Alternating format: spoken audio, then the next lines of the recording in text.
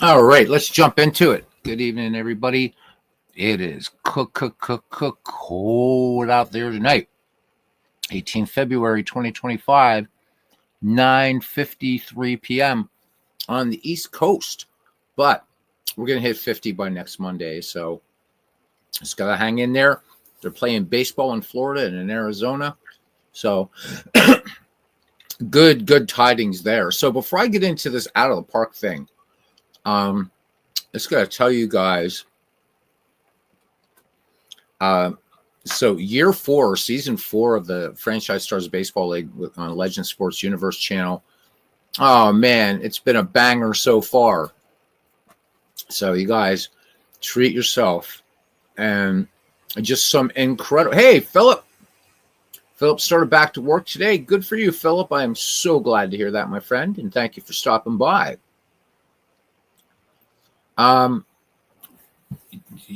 Just great baseball. Oh my God, every game's been a banger. Just watched. I got in to catch the last couple innings, last few innings of an extra inning affair on his channel between the Tigers and the Indians, who are going to be fighting tooth and fang and claw and tomahawk and all that fun stuff all the way down the line. Bart Ewing, welcome in, man. Haven't seen you in a while. Good to see you.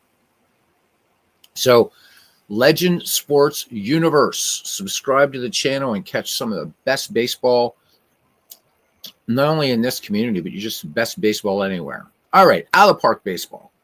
Here we go. So it's going to be a bit of a rant. I'm not a person to mention names, and I'm not going to do this. But so Colorado is 6-1 after 7 games. Wow. That's awesome. That's crazy, man. Thank you, Philip. Always glad when people are keeping us abreast of all their projects. All right. Good times. So, I'm scrolling around Facebook like you do, and you guys know I love out of the park baseball. I'm beta testing out of the park 26. It's fantastic. If you guys, if you have Steam, you've seen the Steam page for it.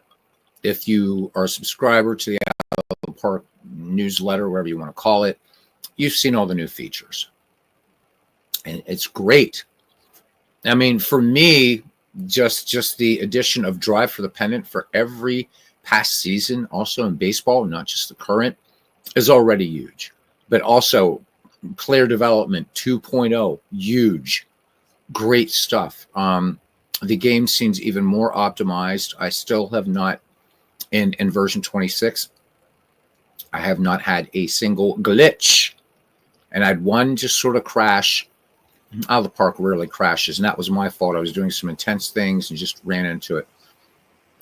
And boom, came right back up. I'm beta testing this on a 4-year-old laptop and a 2-week-old desktop PC. Runs great. But that's not the thing I'm going to rant about here for a few minutes. So look, opinions are like blank holes. You fill in, you know what it means. Everybody has one. I get that. I've said many times, this is probably the most polarizing. It is not probably this is the most polarizing game ever. And I thought just baseball game, but I think this is just polarizing. I've people I talk to, they either love out of the park baseball or they hate it. There's no in between. There really isn't. With the exception of RG on Network, who buys it every year just to support, but he doesn't really play the game. So we're going to leave Robert out of this conversation. And I'm on Facebook and, out of the park, advertising on there like you do about out of the park 26. And this guy said, I was almost going to buy it, but it seems to now just cater to the modern game. And so I'm not going to buy it. So I wrote a polite response, but basically saying, dude, you're wrong, and then added to it. But what I don't get is, like, one thing, okay, have an opinion. If you think that, a game is doing something you don't like, well, kind of back it up. So this is kind of a mental exercise, if you will. So a game that continually strives to improve historical baseball play, that adds the drive for the pennant mode that will cover the entirety of baseball history, that you can set strategy so deep that I've said, I don't know how many times, and I told this guy on Facebook, I said, man, I play mostly dead ball baseball, some 20s, 30s, and 19th century, and out of the park baseball, and it plays it beautifully. In fact, I have said many times that you don't even have to touch anything in out of the park baseball, and it plays dead ball baseball perfectly. Perfectly. I mean, I've been a fan of dead ball baseball since I was 8 years old. I was such a geek about dead ball baseball then. And as I'm 98 years old, there you go. I've been a fan for 90 years. Yeah. But seriously, it does. And sadly, one of the things it does best is something that a lot of people are never going to really explore is, how well you can just bring up the 1906 season and start playing. The tactics, the strategy, the game does it so well. So a game that caters to the modern game, this is what this guy is bitching about, right? So in out of the park baseball, I can go to 1906 and commit a mortal sin and turn on ghost runners and, all this kind of craziness has gone on in baseball. Conversely, I can go and play that I'm never going to do, but I could replay the 2024 baseball season and turn off all the crazy rules. So I don't get where this dude is coming from at all. I think he's just scared of the game. I really, really do. It's kind of easy to make that sort of statement. So this game has every season from 1871 to the present. Every major league. It's got all the minor leagues, it's got all this stuff in it. Of course, you can mod, and we all use, most of us, at least, I would say most of the people that play out of the park baseball use Mike Silva's great ballparks and uniform mod. A lot of people forget the uniform mod, but that's an essential too. So we play those. People aren't installing those just to look at them. People are playing historically in this game. Is it perfect? No. But you know what? There is no perfect game. There's no perfect game out there. I don't care what genre it is. As awesome as Path of Exile 2 is, it's not the perfect action RPG. There's nothing. The only thing perfect out there is God. All right? And that's about as far as I'll go religiously. But that is, man. But what I don't get is what he's, he doesn't expand upon how this caters to just the modern game. I mean, if I go here, I've got like all over the place. Look, there's 1893. This is using Garland's integrated mod. There's 1908, 67, 2015, 1965, 1938. I have something going on here. And then there's some other stuff too. A St. Louis Browns replay from 1922. All kinds of stuff.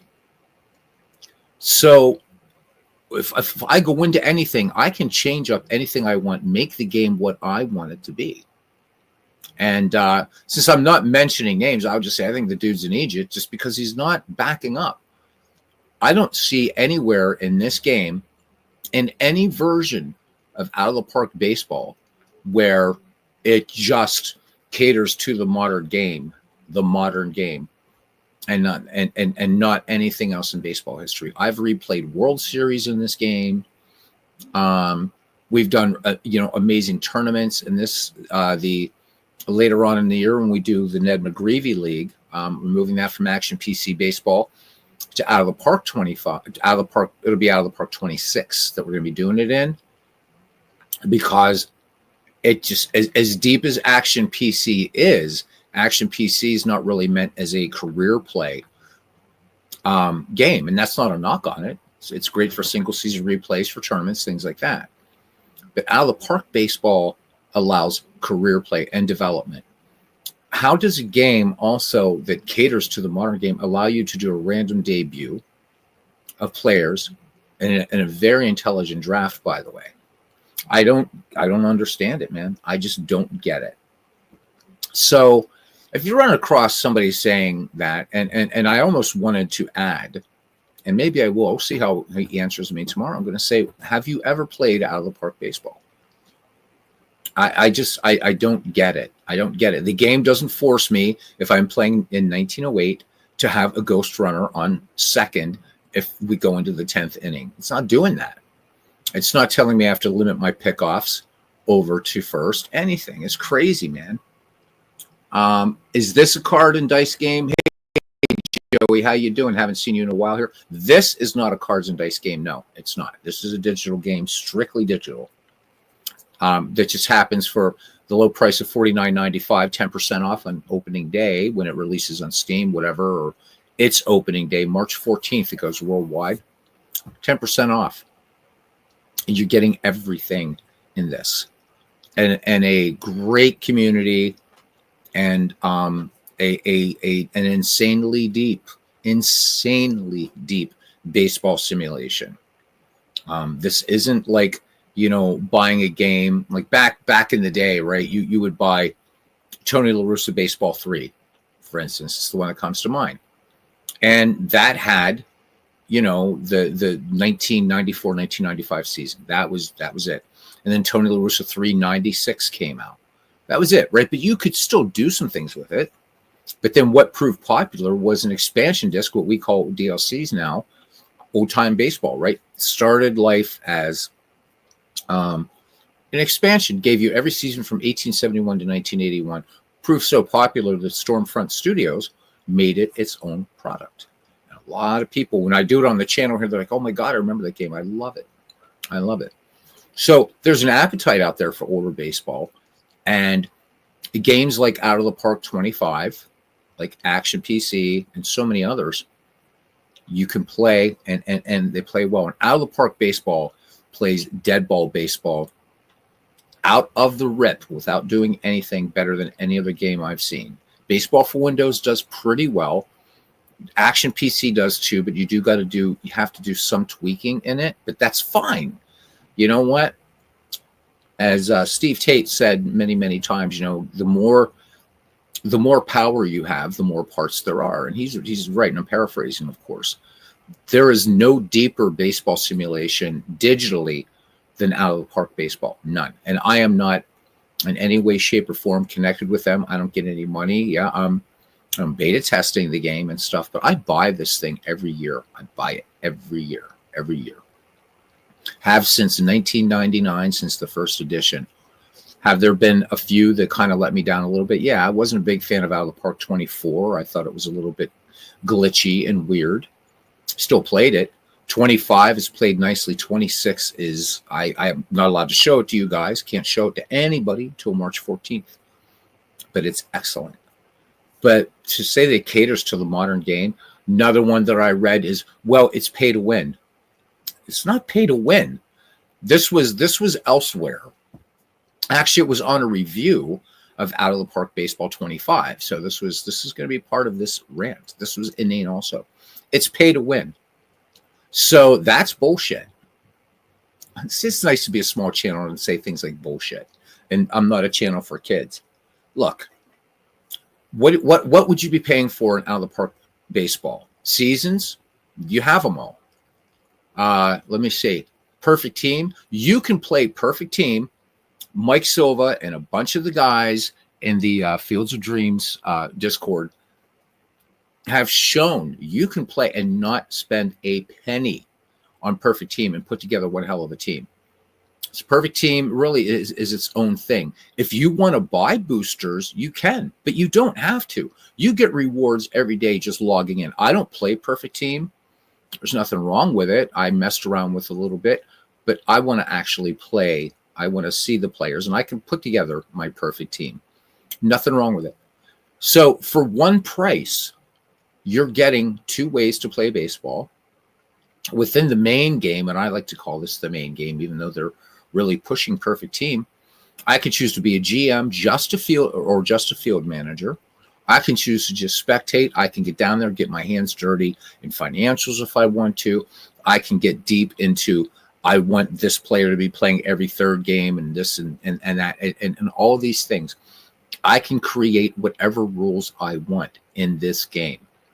Go deeper, like guys like Mike Garland, who got to get Mike on here at some point, and he can go super deep and talk to you about why the game, you have to do some work if you want this crazy accuracy in a season replay, but how you can do that.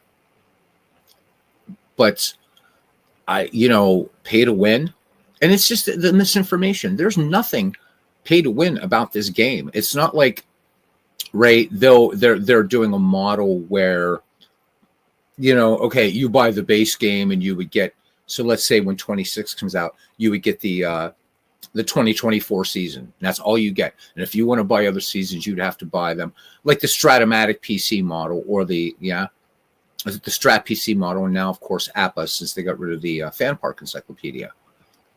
They're not charging you for seasons. You have them all. You want to go back and play 1871 National Association, it's there.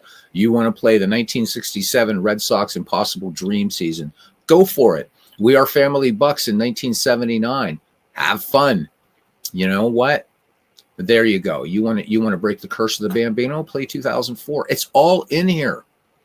The Cubs winning in 2016, what have you. The joke that was 2020. You don't have to pay anything. They make the game openly moddable.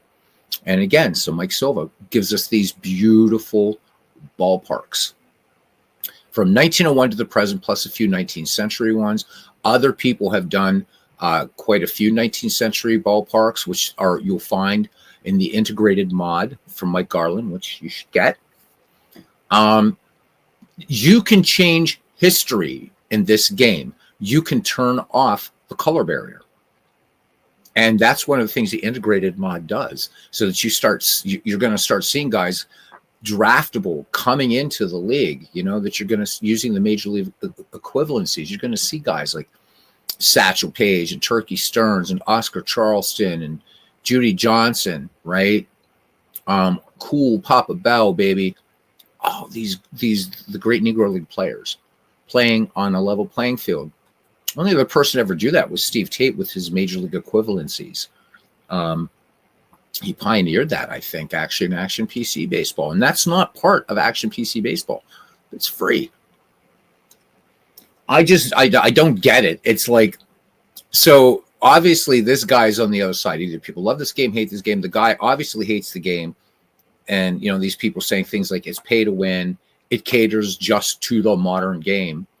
This is meant to be the entirety of baseball history. There's even a mod for this thing for the All-American Girls Professional Baseball League, if you want to go so crazy. But, it's already in pocket pennant run. H field here, let's say. Yeah, play the 18. Actually, there is a mod, Philip. There is actually, somebody did the 1869 Cincinnati Red Stocking season. It's there. You can find it on the Out of the Park forums. So it's there. So you feel so surprised when people don't like Out of the Park baseball. It's a great sandbox game, especially for those who want a fictional experience. There was a ton of pushback when they introduced 3D as well. I remember that, the pushback about 3D, because everybody wanted to look like a game I love, Diamond Mine Baseball. They wanted all that, and yet it's the 3D is awesome. Is it where they want it to be? No, but they're working on it. They eventually want to be able to capture as much as they can. So, eventually, I don't know when, we'll see in the game, Willie Stargell with that famous windmill crank up he did at bat, right? And to see Bob Gibson, that amazing, that follow through he had, practically falling off the mound, be able to see Addie Joss and his interesting, poise in the mound. Mel Ott and that weird corkscrew kind of stance and let go that he did. I don't know. I hear things leveled at this game from people that it's just so completely uninformed. It drives me to distraction. I don't understand it. But again, I don't have a personal stake in it, but there might have been somebody that was looking for this great baseball sandbox. And H-Field, you're absolutely right. And this guy, I mean, again, shame on the person that would be so impressionable to just listen to, one or two people saying, "Oh, it's play to win," and it caters just to the modern game. And maybe this person is like yours truly here, and he wants to play some 1930s baseball, or he wants to play some 1960s baseball, what have you, because like many of us, we love baseball, but we want a place to escape to play baseball what we love, right? So that's kind of the rant. It just drives me nuts. I don't see shit like this leveled at I don't see it leveled at Action PC or Strat PC or any of that. It's this one. It seems to be the target, and I don't get it. And you guys know that come to this channel, I play a lot of different games. The other night, we did 2. Right, I did 4 games on Sunday. The first 2 were out of the park in Action PC, but I came back later that night and did 2 games with no sound and no animation. We did Diamond Mine Baseball and then Pocket Pennant Run. It just drives me nuts. You get a lot of value with the game. 150 seasons, complete customization of everything is pretty damn great for the price. Absolutely, H-Field. I get it. By the way, again, I mentioned it before, but love the cat pictures, man. Because I got 2 cats too. So anytime I get to highlight what you say, man, I'm gonna bring you up. I'm gonna bring you up here. Pocket Pennant Run games were awesome. Thank you, Philip. I do hope that's one that when you get your PC, you pick up. It's $15, man, for the PDF version, and if you want to get the physical version, it's $24.99. Either way, you get the Pocket Pennant Run Manager with it.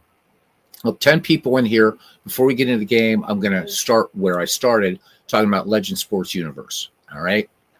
So if you haven't been following season 4, which just started yesterday, it's a banger, man. This is it's just crazy. The games have been playing out that Legends is doing have been absolutely fantastic. That Cardinals-Dodgers game yesterday was just one of the most amazing things I've ever seen, even watching quote-unquote real baseball.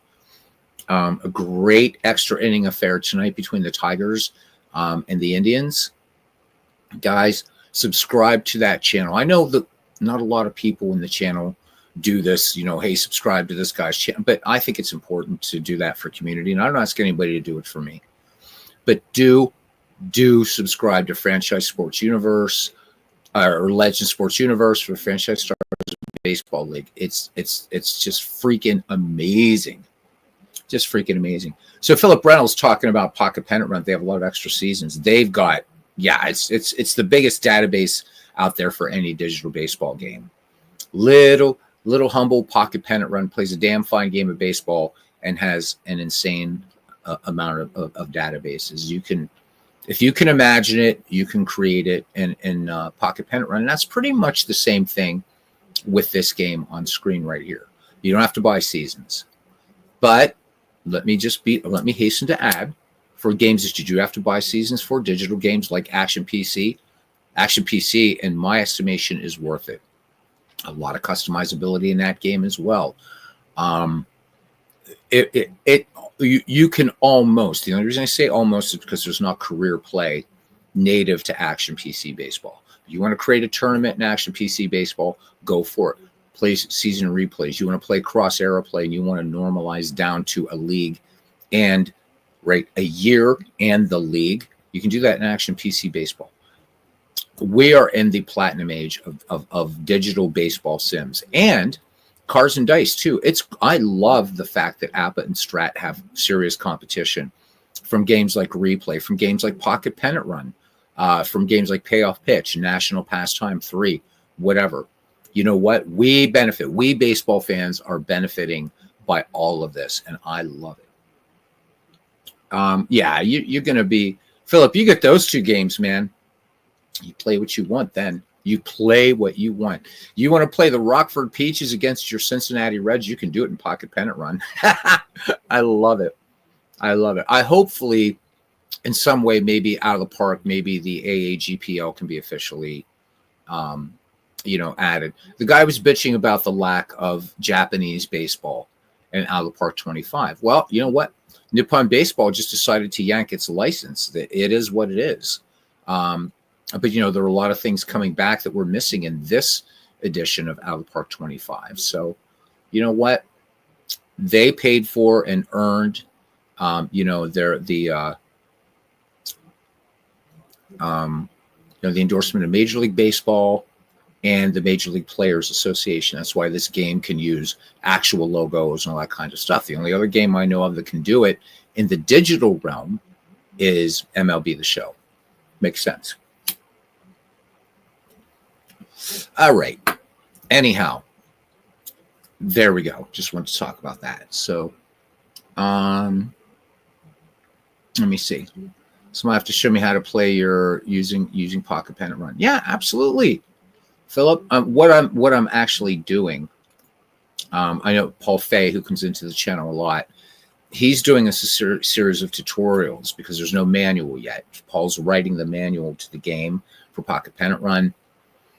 But what I've decided to do, and with Paul's blessing, he's the software tester for Pocket Pen and Run, is I'm going to do live tutorials focusing on modules of the game. So that way people can come with questions. While there's nothing wrong with pre-recorded tutorials, somebody might put a question in the comments and maybe you don't stay up with the comments or something. This way I'll say, okay, first thing we're going to be doing tutorial is team management. And that's all we're going to focus on in that live tutorial is the team management section of Pocket Pen and Run. Then the next one is going to be whatever. So the team management team is going to show you how to create all-time leagues, how to create, recreate specialized roster sets like the Bats set or whatever. Things like that. How to work with box score replays, the different ways you can do that. So, and then bring your questions. I'll be happy to do it because I love the game that much. Speaking of, a lot of people predicted Out of the Park would die or get worse. I know, right? I know. Yeah, it's good. Yeah, I remember that too. Oh, yeah, they've got the Major League license. Now watch it go down the toilet. Man, if anything, this game has skyrocketed. So, yep, a lot of doomsday talk around Out of the Park always. I don't get it.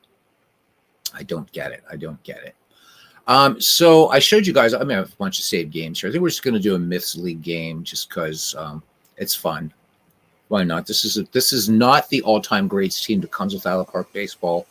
This is not called the Myths League, but if you look around on the historic roster section of for Out of the Park Baseball, you will find this.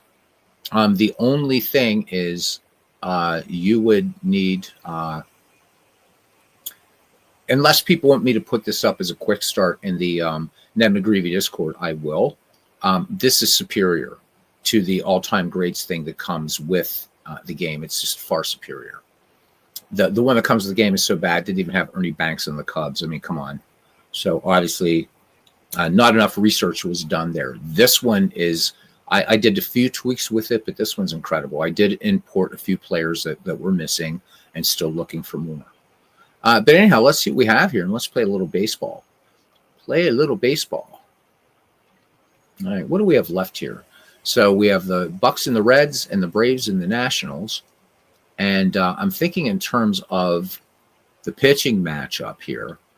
Let's do the Braves and the Nationals. So Phil Niekro versus Dennis Martinez. Let's go. Yeah, the beginnings of baseball in the 1860s, dead ball, Negro League Baseball. Man after my heart right there. There you go. Apologies, guys. Again, I haven't updated my picture file in a while. So there we go. All right, looking here at the starting lineup for the visiting Braves. Leading off in center field, Hugh Duffy. Batting second in right field, Hammer and Hank Aaron. Batting third in left field, Tommy Holmes. In the cleanup spot at first base, Freddie Freeman. Batting fifth at third base, Chipper Jones. Batting sixth and catching, Joe Torre. Batting seventh, shortstop, 19th century great, Herman Long. Another 19th century great here at second base and batting eighth, Bobby Lowe. And Phil Niekro takes the mound and bats ninth. Niekro making his first appearance in the league. All right. For the hometown Washington Nationals, which include the Montreal Expos, leading off in left field, Tim Raines. Batting second in right field, Bryce Harper. Batting third and catching, Gary Carter. Batting the cleanup spot at second base, Jose Vidro. Batting fifth at shortstop, Trey Turner. Batting sixth at first base, Ryan Zimmerman. batting seventh at the hot corner. Tim Wallach batting eighth in center field. Rondell White, and taking them out and pitching Dennis Martinez. So the pregame analytics showing the Atlanta Braves to be the favorite team. So we will see. We will see. But let's go over here. So did a 5,000 player quick start was designed to play out all star styles games with players creating a peak 7-year ability. You know what? I saw that. Yes. So that's I've almost wanted to reinstall 24 for that same reason, my friend. H. says, then they changed the attributes in 25. The players wouldn't import properly. Unfortunately, yeah. I've been thinking about that, wanting to, because I just reinstall Out of the Park 24, because I've always wanted to try that quick start. I mean, that to me is just like, yeah, sign me up, baby, sign me up. So if you got Out of the Pocket Pennant, play Negro Leagues versus women and Japanese, you can do it. Yeah, it's a beautiful thing about Pocket Pennant Run. You can do it. And big things are coming. And by the way, for Joey Perchy, if he's still here, Pocket Pennant Run is also an excellent cards and dice game. It's a hybrid. So, all right, let's get to the ballpark here.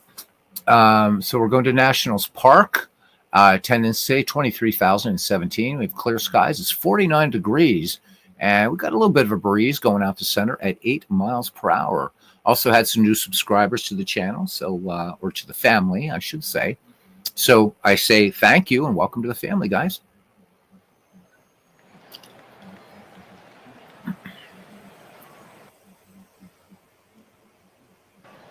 All right, here we go. So again, this is Out of the Park 25. I can't show you guys Out of the Park 26 until March 14th, but March 14th, we're gonna be busting out of the gates that day. All right. So you, Duffy, will lead things off here, but let's do a panorama, or let's do a little panning around here. Nationals Park. So we get underway here. So we continue the Myths League.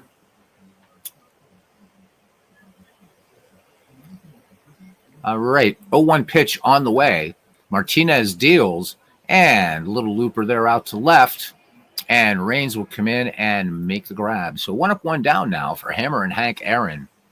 Aaron, right now, he is 2 for 5 in the season with run batted in. Martinez deals the count even, 2 balls, 2 strikes. Hank Aaron, swing and a miss. Nice curveball there by Martinez. The 2 up, 2 down now for Tommy Holmes. Tommy Holmes off to a slow start, hitting just 111, 1 for 9. Behind 2-1 to Martinez. Here's the pitch. And Holmes, ground ball, base hit past second into right field. So it was 2 down. And the Braves with a runner on. Here comes Freddie Freeman. Of course, we know what Freeman did in the World Series. 2 for 7 for Freeman, hitting 286. No homers yet. 1-2 pitch. Freeman swings. Easy grounder to first. And Zimmerman will take this to the bag himself. No runs, 1 hit, no errors, and a runner left on base. We go to the bottom of the first inning. Atlanta, nothing. And the Nationals coming to bat. Looking at the starting defense here for the Braves. We should probably just call them the Braves. In left field, Tommy Holmes. In center, Hugh Duffy. In right field, Hank Aaron. Around the horn, Freddie Freeman at first, Bobby Lowe at second, Herman Long at short, Chipper Jones at the hot corner, Joe Torre catching, and Phil Niekro pitching. We'll look at the Nationals defense when we go to the top of the second. Tim Raines would lead things off here. 0 for 7 start for the fleet-footed Tim Raines. Niekro ready to deal. And Raines gets hold of this one. And this one off the wall in center field. Is Tim going to go for 3? Raines is going to go for 3. Leadoff triple by Tim Raines, the former Montreal Expo. How about that? So breaking off the bubble there. All right, here's Bryce Harper now. Harper with a home run and 2 runs batted in. He's 4 for 8 on the season. Raines with incredible speed out there. 1-2 pitch. Swung on. And this one flied out to center. Raines tagging, and he is going to come in to score the first run. So Washington with the early lead here over the Braves. All right, here's the kid, Gary Carter. May his memory be eternal. Hitting 4 for 7 with a run batted in. Base is empty. 1-2 pitch on the way to Carter. Gary Carter looks at a called strike 3 on the outside corner. So the little floater coming in there from Phil Niekro. So 2 away for Jose Vidro. So Vidro off to a 3-for-7 start with 3 runs batted in. Just wish they had computer stuff in cards and dice format. Says Philip Reynolds. The 1-1 pitch. Vidro connects and pretty much a one-hopper over there to third. Chipper Jones up with it, fires across the diamond, and that is it. But Washington picks up a run, and the Nationals pick up a run. 1-0, top of the second, looking at the starting defense here for the Washington Nationals, which again also include the Montreal Expos.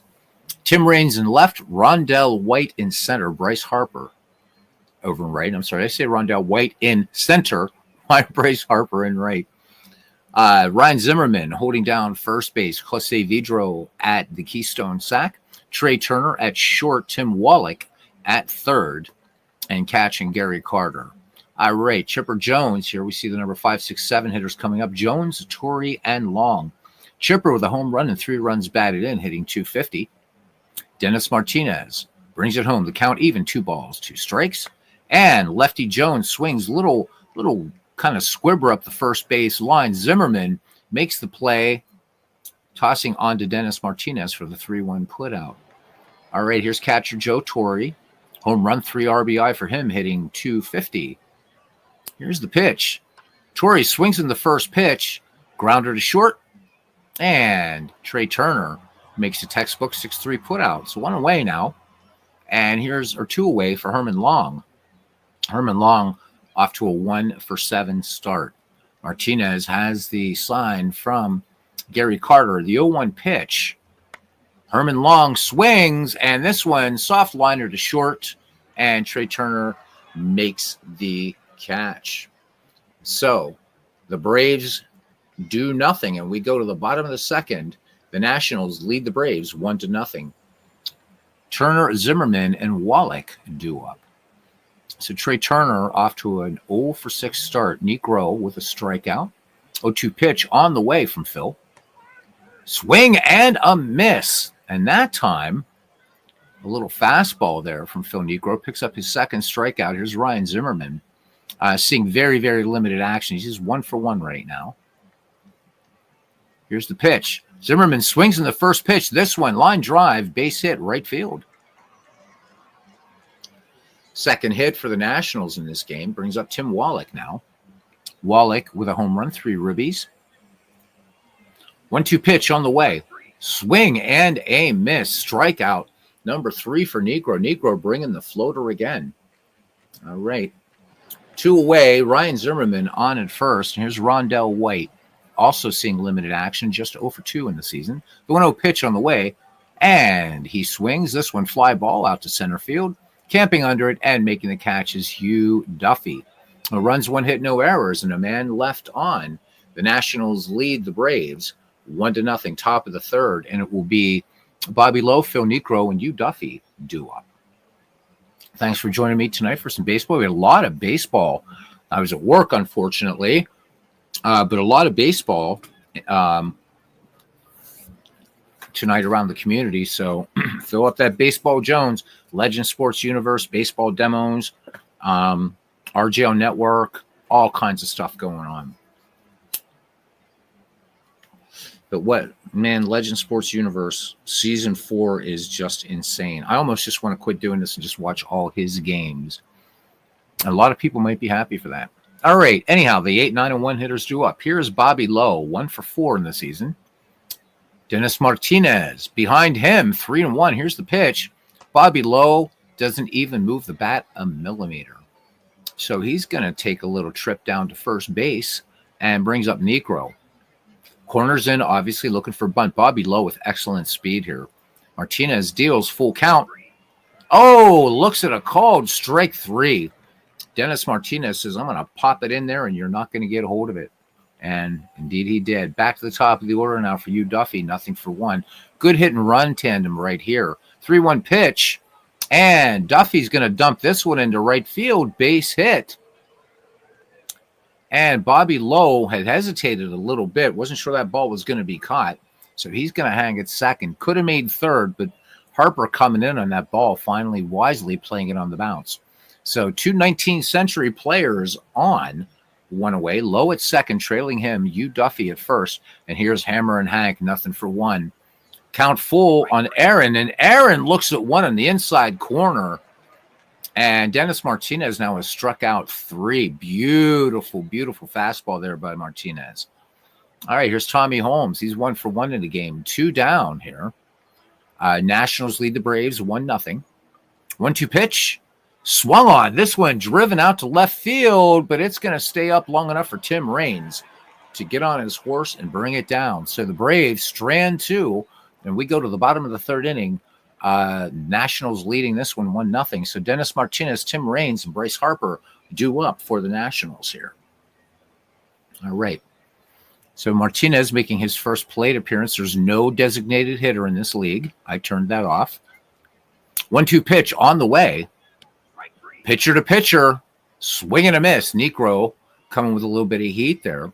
So one away back at the top of the order now. Tim Raines had that triple back in the first inning, and he would eventually score. 2-2 pitch on the way. Swung on by Raines. This one, liner to short. Herman Long has it. So 2 up now and 2 down, and here's Bryce Harper. Bryce Harper had that sacrifice RBI that scored Tim Raines back in the first. 1-2 pitch. Harper, late swing on that. 3 up, 3 down. We head to the top of the 4th inning, and the Nationals lead the Braves 1-0. All right, Freddie Freeman, Chipper Jones, Joe Torre due up for the Braves. Freddie Freeman, the lefty, 0 for 1 in the game. 1-1 pitch on the way. Freeman swings. This one, hard hit ground ball, slapped to second. Vidro up with it on to Ryan Zimmerman for the 4-3 putout. So 1 away now for Chipper Jones. Regular first baseman is out, by the way, so Zimmerman playing first here. Chipper Jones, 0 for 1. Count 1 ball, no strikes. Chipper Jones swings. This one lined out to center field, and Rondell White coming in and making the catch. So 2 away for the Braves here for Joe Torre now. Torre waiting for that 1-2 delivery, grounded out his last time up, and looks at a called strike 3, painting the outside corner. So clean inning for these Nationals. Game moving along quickly here. Bottom of the 4th, Nationals lead the Braves 1-0. Greg Arucki says, don't you hate it when someone arrives late for a game? Not when it's you, Greg. I'm just happy when you come in, buddy. How you doing, man? Good to see you. And I got to do something quickly for Greg. You're going to hear the Out of the Park sound go out for a minute. That's what Out of the Park does, because this is Greg's, he's met the requisite visits to this channel. That means he gets a wrench. So let's make Greg a moderator on this channel. It's a way to say thank you, Greg. All right, there we go. There we go. All right, let's get the sound back here. The inane comment. Oh, my God. Dude saying that Out of the Park caters only to the modern game. And then the other one I was bitching about was the guy early last year when Out of the Park 25 came out saying that the game is pay to win. I don't know what these people are smoking, man. I really don't. Anyhow, whatever. Again, the most polarizing game out there, any genre, is Out of the Park baseball. I mean, this is more polarizing than Diablo 4 or any of the Diablos. Anyhow, good to see you, Sean. Hopefully you're feeling better. I know you haven't been feeling well lately. Hopefully things are improving for you, bud. Gary Carter, 0 for 1. He'll lead it off here. Then we got Jose Vidro and Trey Turner. 1-0 your score in this matchup between Phil Necro and Dennis Martinez. 0-1 pitch on the way to Carter. Carter swings. This one, a little weird grounder out there to short, but Herman Long quickly moving in and to his left, and he will make the 6-3 putout. Must have only tried Perfect Team. But again, you don't even have to spend a penny on Perfect Team. So I don't know what he's smoking, man. And the other guy, that was the guy saying it was pay to win. But how a game that covers the entirety of baseball history and lets you turn on or off rules at will caters only to the modern game, I don't know what the guy is talking about. Again, as I told you guys, Out of the Park 26 is going to have Drive for the Pennant for every season, every past season in baseball now. And Drive for the Pennant is an absolute blast. Weird kids only in the modern game. No, there are different ways to play. It's pay to win. That's their. So and even so, right? You're not even forced to buy booster cards or whatever in Perfect Team. You get points for logging in. But yeah, I mean, I don't play Perfect Team. A lot of people do, and it's cool. But that's your choice. And I was able, for the limited time I put together Perfect Team, I was doing okay. But I've seen Mike Silva just play the game, just do Perfect Team every day. And he came like a Lou Gehrig card, like really rare Lou Gehrig card and stuff like that. So, meh. But this main game, you buy this for, and if you wait for it's on sale, that's cool too. None of us are rich here. But for $49.99, you get everything. You don't have to buy seasons. You don't have to buy anything for this game. Meh. So, meh. So you're still ill, but not crazy sick. Woke up at 8-ish p.m. and thought it was 8 a.m. and went back to bed waiting for daylight. Wow. Okay. Just take care of yourself, brother. All right. Jose Vidro, nothing for one away. 3-1 pitch to Vidro. Vidro swinging on the hitter's count and dumps it into center field for a base hit. Vidro will make the turn at first, and he will hold. So the Nationals looking to increase their 1-0 lead. Here's Trey Turner, who was 0-1. The delivery, Turner, first pitch swinging. They made, diving stop at short out there. Beautiful play out there by Herman Long. Not able to turn the double play, but will go to first for the sure out. So 2 down.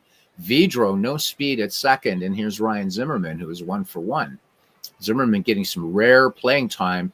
I don't know who the regular first baseman is, but he's out of this game, injury or something. 0-1 pitch. And this one lofted out to right field, and Hank Aaron will put it away for the final out. So the Nats leave a runner in scoring position. We head to the top of the 5th inning, and the Nationals holding a 1-0 lead here in this pitcher's duel. The line for the Nationals, 1-3-0. For the Braves, 0-2-0. Tex Ags, man, it's only been like 38 years since I've seen you, man. I hope you're doing well. He says, been under the weather the past week. Nothing serious. Just some not been on much. Hope all is well with everyone. Hope all is well with you, man. Tex Ags back at the ballpark. And now I know all is right with the universe. All right. Good to see you, my friend. All right. Herman Long, Bobby Lowe, and Phil Niekro due up for the Braves. Good pitchers duel here. I love it when it's, at least right now, is working out. I saw Martinez and Niekro in like hell of a matchup. So far, so good. All right, here we go. 2-2 count on Herman Long. Lined out his last time up. And this time sends us out to center field. And Rondell White will make the catch, calling off Bryce Harper. So covering a bit of territory out there, Rondell White. All right, 1 away now. Bobby Lowe walked. I believe Bobby Lowe walked last time up. Here's the pitch. Lowe swings. Little tapper to first. And, oh, my God, a play he should have made. And there we go. We got a big error there. Zimmerman hurries his throw to Martinez, covering first. Score that one, E3. And Bobby Lowe now in scoring position. So the Braves looking to tie it up right here. But here's Phil Niekro. So Niekro with the sacrifice. 0-2 pitch. Or no, he struck out. And struck out again. So 2 away. Braves looking to squander an opportunity here as we get back to the top of the order. Hugh Duffy, 1 for 2. Bobby Lowe with good speed at second. 2-0 pitch. And this one hit deep to center field. This one is gone. How about it? So the Braves get on the board in style and take the lead for the first time in this game here in the top of the 5th. It's the Braves 2 and the Nationals 1. 425 feet. Yeah, that's a super stats replay. How about it? All right, this one brought to you by Texags. Look at that, man. How about it? Exit velocity in that ball, 106 miles an hour. Touch 'em all. He's representing for the 19th century, Hugh Duffy. All right, here's Hammer and Hank Aaron. Not doing a lot of hammering today. He's nothing for two. 2 away. 2-1 your score. 0-2 pitch on the way. And Hank Aaron swings. And this one, diving stop in center field. Rondell White. What a play in center field, flashing the leather. But the Braves pick up 2 runs on 1 hit, 1 error, and nobody left. Braves ahead 2-1. Let's look at that play there in center by Rondell White.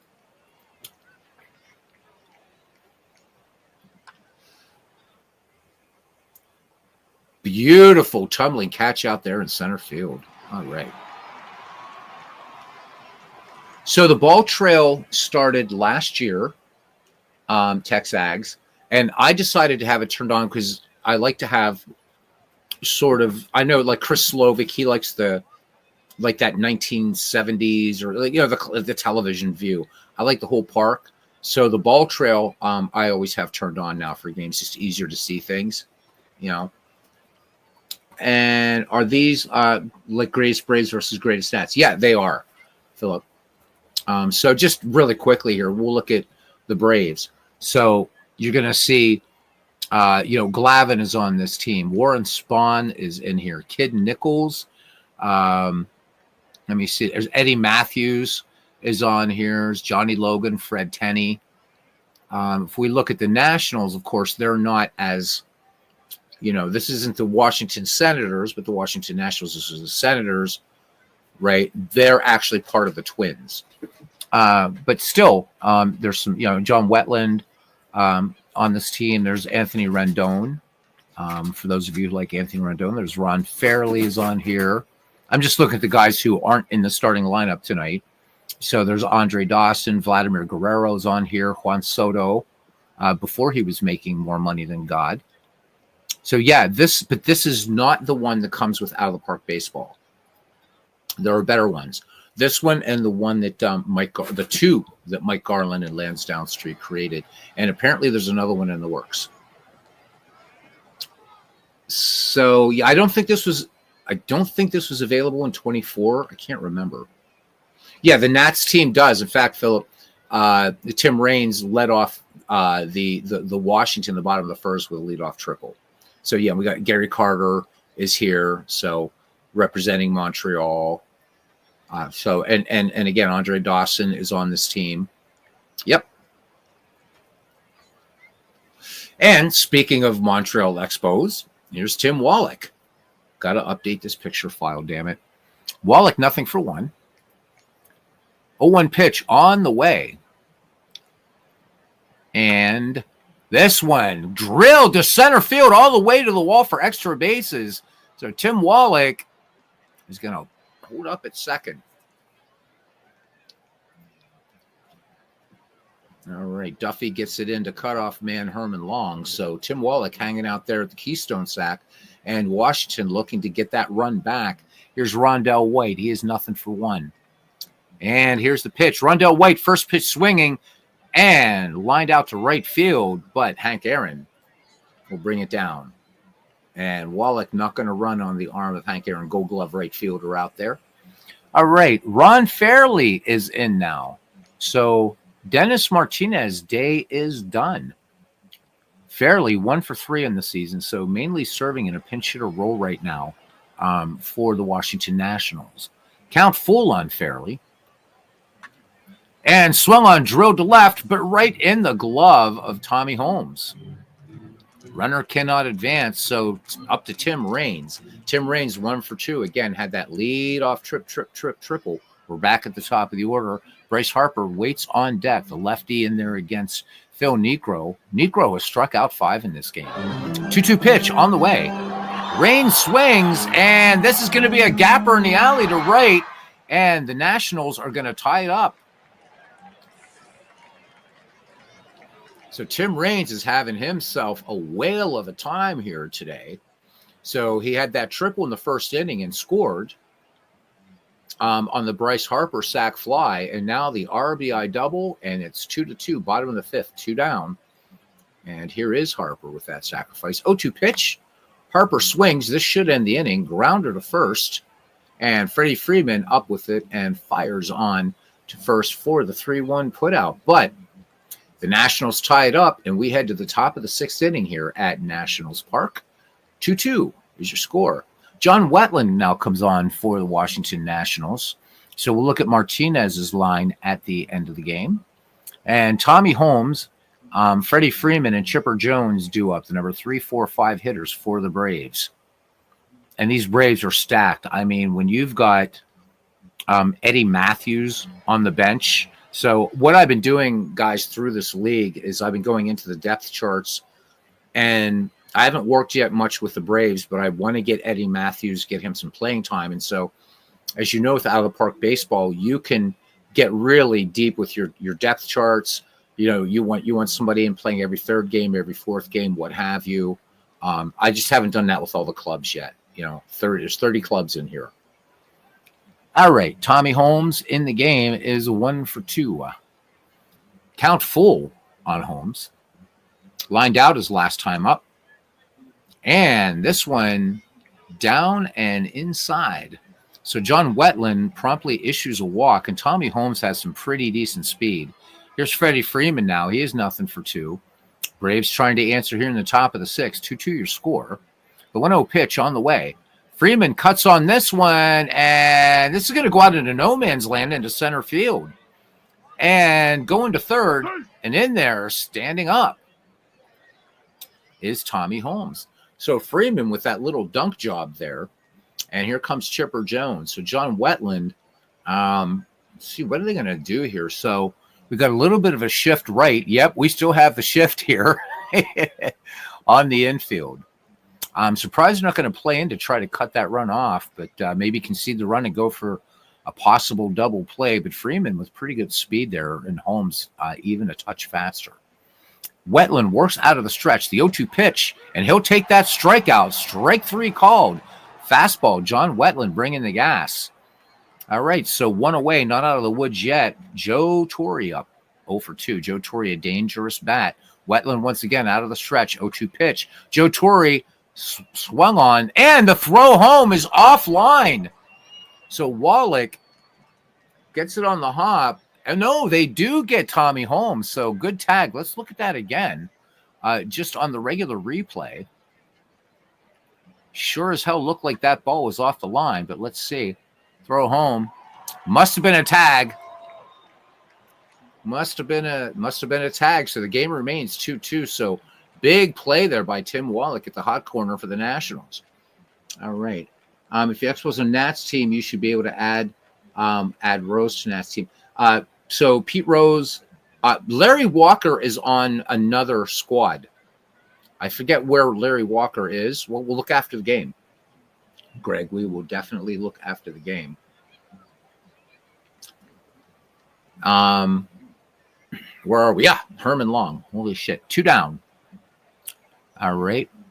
And Herman Long, 0 for 2. Freddie Freeman at second. Joe Torre at first. Count full. Herman Long looks at called. Strike 3. So Atlanta, it's a hit, a walk, strands 2. We go to the bottom of the sixth inning, and Washington and the Braves are tied. And we will see the number 3, 4, 5 hitters, Gary Carter, Jose Vidro, and Trey Turner. Gary Carter, nothing for 2 in the game. 2-2 pitch on the way. Carter swings and misses, and as you would expect, nice knuckleball there by Phil Niekro. Strikeout number 6 for him. Jose Vidro now stands on the left-hand side of the batter's box. He is 1 for 2, baseball fans. 2-2 your score here, bottom of the sixth. 2-2 pitch on the way. Vidro swings. Good contact in the alley into right, all the way to the wall. Vidro's going to have 2 out of this one easily. And they're standing with a 1-out double. All right. So the Nats now with a runner in scoring position, bottom of the sixth for Trey Turner, who's nothing for 2. 1 down. Niekro brings it home. First pitch swing and grounded to short, diving stop, and then out of the glove.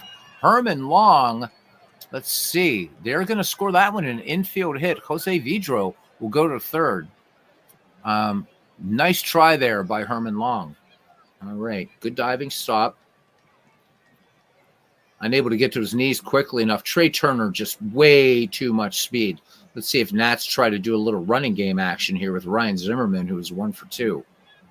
Here's the pitch. Runners don't go.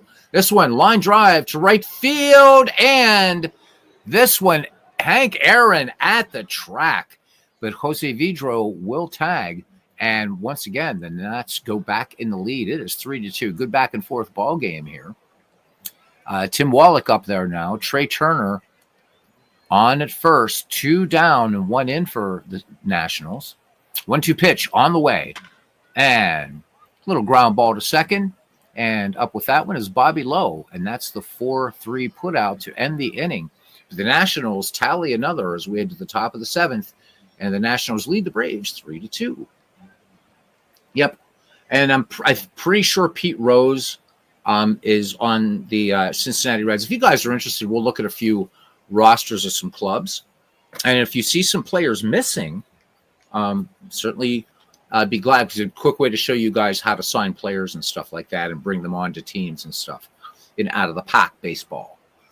All right, Andy McGaffigan now on in relief for the Nationals. And McGaffigan, looking at his numbers, first appearance this season.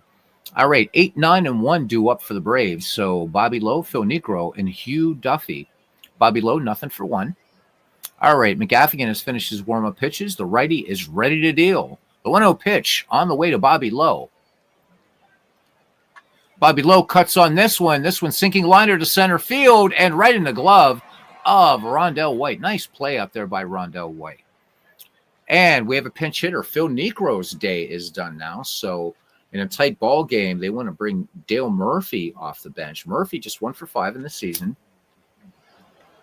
Again, we're very early in this league. So, but Murphy coming off the bench. 1-2 pitch on the way to Murphy. Swing and a miss. And that was some high cheese there by McGaffigan, and down goes Dale Murphy. So 2 away back at the top of the order now. Hugh Duffy having a good day here. He's 2 for 3. 2 RBI, a dinger for him. Big home run for him. 2-run homer in the 5th. 2-0 pitch. Duffy swings. And this one is going to be a base hit straight up the middle. Couldn't have thrown it in a better spot. So Duffy will hold it first. 2 away now for Hank Aaron. A frustrated 0 for 3. Aaron with just 1 RBI on the season, by the way, has yet to homer. 0-2 pitch. Hammer and Hank checks the swing. Man in blue said he went around. No runs, 1 hit, no errors, and a runner left on. 7th inning stretch time here at Nationals Park. And it's the Nationals 3 and the Braves 2. Take a little slug of water here. The game itself moving quickly. My opening rant took a while, but also my praise for Legend Sports Universe, who right now is doing some boxing at the same time. So for those of you into the sweet science, you got some boxing going on over there at Legend Sports Universe. All right. Now back to it. So Gene Garber is going to come on in relief for the Braves. No other defensive changes. And there's Aaron Reed. How you doing, Aaron, the man of 1,000 voices? Good to see you, my friend. All right, we got Rondell White. We'll see whether the Nationals are going to pinch hit for McGaffigan, and then back at the top of the order, and Tim Raines. Tim Raines having an excellent day, in line for player of the game should the Nationals hold on and win this one. All right, Gene Garber making his first appearance of the season. 0-1 pitch on the way from Gene Garber. Rondell White lined out to right last time up. 0-1 pitch. This one slapped towards second. Bobby Lowe has it. Fires on to Freeman for out number 1. All right, here's Juan Soto. So pinch hitting. So McGaffigan's day is done. Soto, 0 for 6 on the season. Lefty waits for the delivery. 0-2 pitch. And Soto swings. And this one, hit a ton out to center field. Kiss it goodbye. Open the window. Aunt Minnie. Juan Soto goes yard, 412 feet, and the Nationals now with a safer margin, 4-2 over the Braves. I love that Out of the Park does that little kind of little Easter egg there, a little homage, if you will, to the movie The Natural. All right, you always got to look at home runs. Here we go. Exit velocity, 107 miles an hour, and what a shot that one was. Touch them all, Juan Soto. And lend me $1 million if you wouldn't mind. All right. Back at the top of the order now. As we said, Tim Raines having a good day. He's 2 for 3 with a run batted in. A triple, an RBI double. One away, Gene Garber deals. The 1-1 pitch. And Tim Raines swings. And this one, routine grounder to short. Herman Long up with it. And the throw down to Freddie Freeman. 2 away. Now for Bryce Harper. Harper, nothing for 2. Gary Carter waits on deck. Toes the rubber. 1-0 pitch. And this one cranked hard to right, but not. Yes, it is gone. Big, high arcing shot. Oh, my God. So Bryce Harper with a solo shot, or as the play-by-play, which I rarely look at, says the gopher ball. 390 feet, and the Nationals now leading 5-2. The Braves are just getting slapped around here big time. Gene Garber kind of pounding the glove or ball in his glove, goes off the mound, picks up the rosin bag, slams it back down, climbs the mound. Joe Torre trying to just say, calm down, Gene, calm down, calm down. We're going to help you out here. All right, here's Gary Carter. He is sitting on an 0 for 3, 2 down here, and 2 runs in for the Nationals. 1-1 pitch on the way. Carter swings, grounder right to short, and all day to play this one is Herman Long. Nationals pick up 2 runs here. We go to the top of the 8th. It's the Nationals 5 and the Braves 2. Mel Rojas will come on now for the Nationals. And he will face Tommy Holmes, Freddie Freeman, and Chipper Jones. Tommy Holmes in the game is 1 for 2. Glad you hear you're doing all right, Aaron. 2-1 pitch, coming home now. Tommy 1 for 2. Holmes swings, ground ball to second, ground ball past second. So Tommy Holmes with a nice one. This one under the webbing of Jose Vidro. Vidro just missed getting to that ball by a millimeter. So speedster Tommy Holmes aboard now for Freddie Freeman. Freddie Freeman 1 for 3. Lefty waits for Mel Rojas. Shaking off Gary Carter. Has a sign he likes. The 1-0 delivery on the way. And this one just a little squibber back to the mound. And going to second, Rojas. So they do get the lead runner. So good heads-up play there by Mel Rojas. So 1 away. And here comes Chipper Jones, who's nothing for 3. Count even on Jones. Oh, big swing and a miss. So fastball there from Mel Rojas. He picks up his first K. 2 away. Braves just getting frustrated. Their 2 runs clustered back in the 5th inning. Joe Torre, nothing for 3. 2-0 the count. And Torre, little roller to second. And they're going to get Torre on the 4-3 putout. Side retired, no runs, 1 hits, no errors, and a runner left on. We head to the bottom of the 8th inning. The Nationals lead the Braves 5-2. It'll be Jose Vidro, Trey Turner, and Ryan Zimmerman due up. Gene Garber is going to stay on in relief. Interesting choice here by the Braves to allow Garber to stay in. Taking one for the team, I suppose. Count full on Vidro. And Vidro doesn't move a tendon and draws ball 4. So Vidro aboard, and here comes Trey Turner now. Turner 1 for 3. Behind in the count, 1-2, and Turner sends this one out to left field, ranging to his left and covering some territory. Tommy Holmes will reel in that fish for out number 1.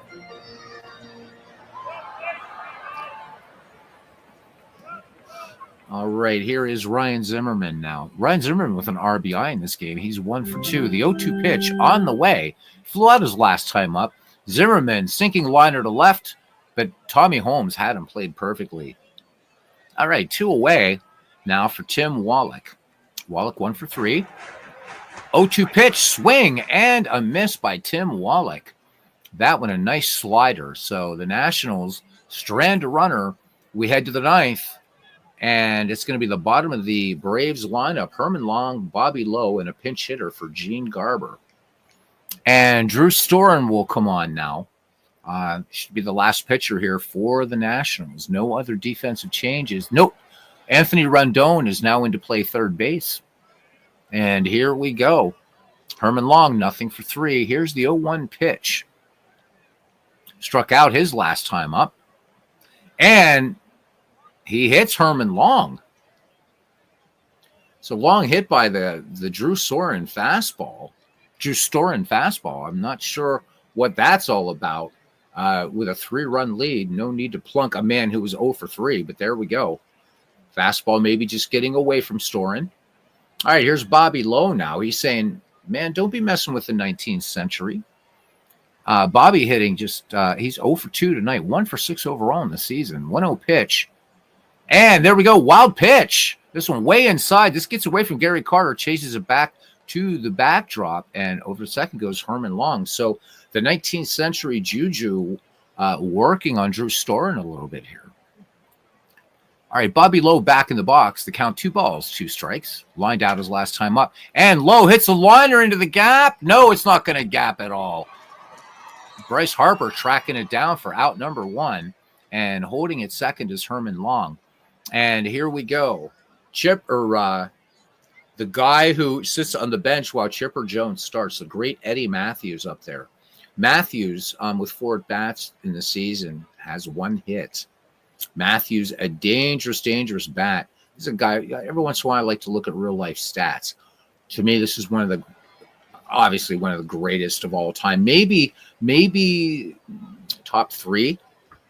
Mike Schmidt, Eddie Matthews, Brooks Robinson. You talk about great third basemen. I think those 3 have to be. Certainly Schmidt is, but Matthews has to be in the conversation.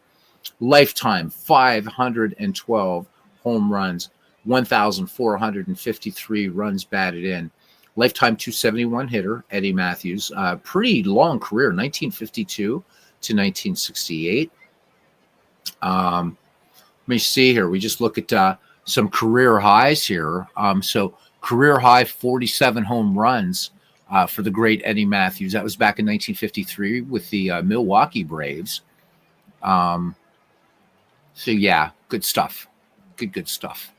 Eddie Matthews. All right.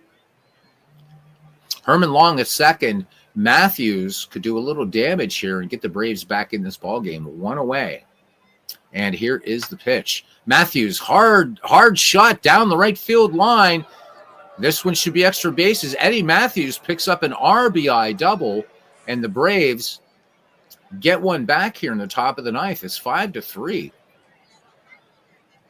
Still 1 away, and here is Hugh Duffy. And Hugh Duffy has a home run in this game, a 2-run homer. He is 3 for 4 and could tie it up right here. Matthews, no speed at second. 0-1 pitch to Duffy. Duffy swings. This one, grounder to second. And Vidro will look Matthews back to second. 2 away. Hank Aaron, who is 0 for 4. Hank Aaron, second most home runs in baseball history, tie it up right here. Count full on Hammer and Hank. Struck out his last time. The strikeout gets by the catcher, but jumps on it, fires to first. That's your ball game. Wow. Good one. Let's look at our recap. So the Nationals knocked off the Braves 5-3 in league action here at Nationals Park. Washington pitcher and Nicaragua native Dennis Martinez had an outstanding performance. Washington pitcher John Wetland earned the win, hiking his record to 1-0. Phil Negro suffered the loss. So Washington improves to 2-1 in the game. Zimmerman went 1 for 3 for Washington. 2-time All-Star had a key at bat in the bottom of the 6th with 1 out and runners on first and third. He broke a 2-2 tie with a run-scoring sacrifice fly off Negro. It was his first RBI of the season. So we did have a triple in this game, and that was by none other than Tim Raines. Home runs in this game, Hugh Duffy had 1, and Juan Soto and Brian Harper, each with a blast for the Washington Nationals. Player of the game, Dennis Martinez gets player of the game. So looking at his line, 5 innings pitched, 3 runs, or 3 hits, 2 runs, none earned, with 5 strikeouts and a walk for Martinez. Phil Niekro struck out 6 in a losing cause, went 6 innings. Gene Garber worked 2 in relief. All right, there we go. Good game. Thanks, Greg. Oh, I definitely will, Philip. I'll fire that into the figure out how to get that to you. Guys, we'll look at a couple team rosters before we jump out of here. So obviously we're not going to worry about the Pirates. So I'm working with them. So let's look at Cincinnati. And let's see if Mr. Rose is on here. Sure he is. Somewhere. Yep, there he is. So Pete Rose is a Cincinnati Red in this particular league. Makes sense. Even though, yeah, he did play for Phillies and played for Montreal. So Rose is here. This Cincinnati team right now, just an 0-2 start, but that's not going to last. But again, you have people from all over the place. I mean, even players, maybe some people who haven't heard of, like John Riley, who was a superb 19th century player. So Bid McPhee, of course, there's Joe Morgan, Heine Groh, Concepcion, who isn't even starting. He's not even in the starting lineup. Barry Larkin is the starting shortstop here. There's Foster, Veda Pinson, Ed Rausch starting in center, which makes sense. Frank Robinson with the Reds here. Of course, you could have put Frank on the Orioles. In fact, who is on the Orioles? Let's see. So the Orioles are also going to comprise the St. Louis Browns. So there you can see Hall of Famer Bobby Wallace, who's not the starting shortstop, by the way. Paul Blair, so awesome. Paul Blair, what a great, great player he was. Boog Powell. So Harlan Cliff, also from the St. Louis Browns. The great George Sisler. Ken Williams, there's a forgotten player. His 1922 season was absolutely ridiculous. The Browns finishing just a game behind the Yankees that year. Ken Williams with 39 home runs, 155 runs batted in, and he could steal bases too. Joe Morgan actually played more for the Astros than the Reds. Yeah, I guess we could bring Joe over to the Astros. I think so. I mean, so that would be an interesting exercise to go through all of these and say, hey, we need to move him over to Houston because he played more time there. I guess it's maybe partially who do you associate a given player with. So, like, let's look at the Cubs, for instance. And I think you make a good point, Greg. So please, I don't want you to think that you don't. So where is he? I'm going to have to probably do a search for him, I think, because a great, I think Kyler actually might be on the wrong team. If he's on the Pirates, I've got to move him to the Cubs. And if he's not in the league, let's see. Okay, so Kyler not on a club right now. So there are some players on here not playing for anybody. But if you look at Kyler right here, you could put Kyler on an all-time great Pirate team or an all-time great Cub team. It's pretty much even up, and kind of I don't know whether if I let this go on for another season, whether Kyler gets, because I can unretire him and make him available in a draft. But Joe Morgan's something I have to definitely think about. Let's look at Morgan here a little bit.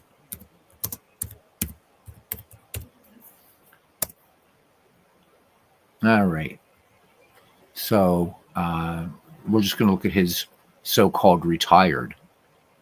So played for Houston from 63 to 71, from the Reds 72 to 79, went back to Houston in 1980, so that they're already.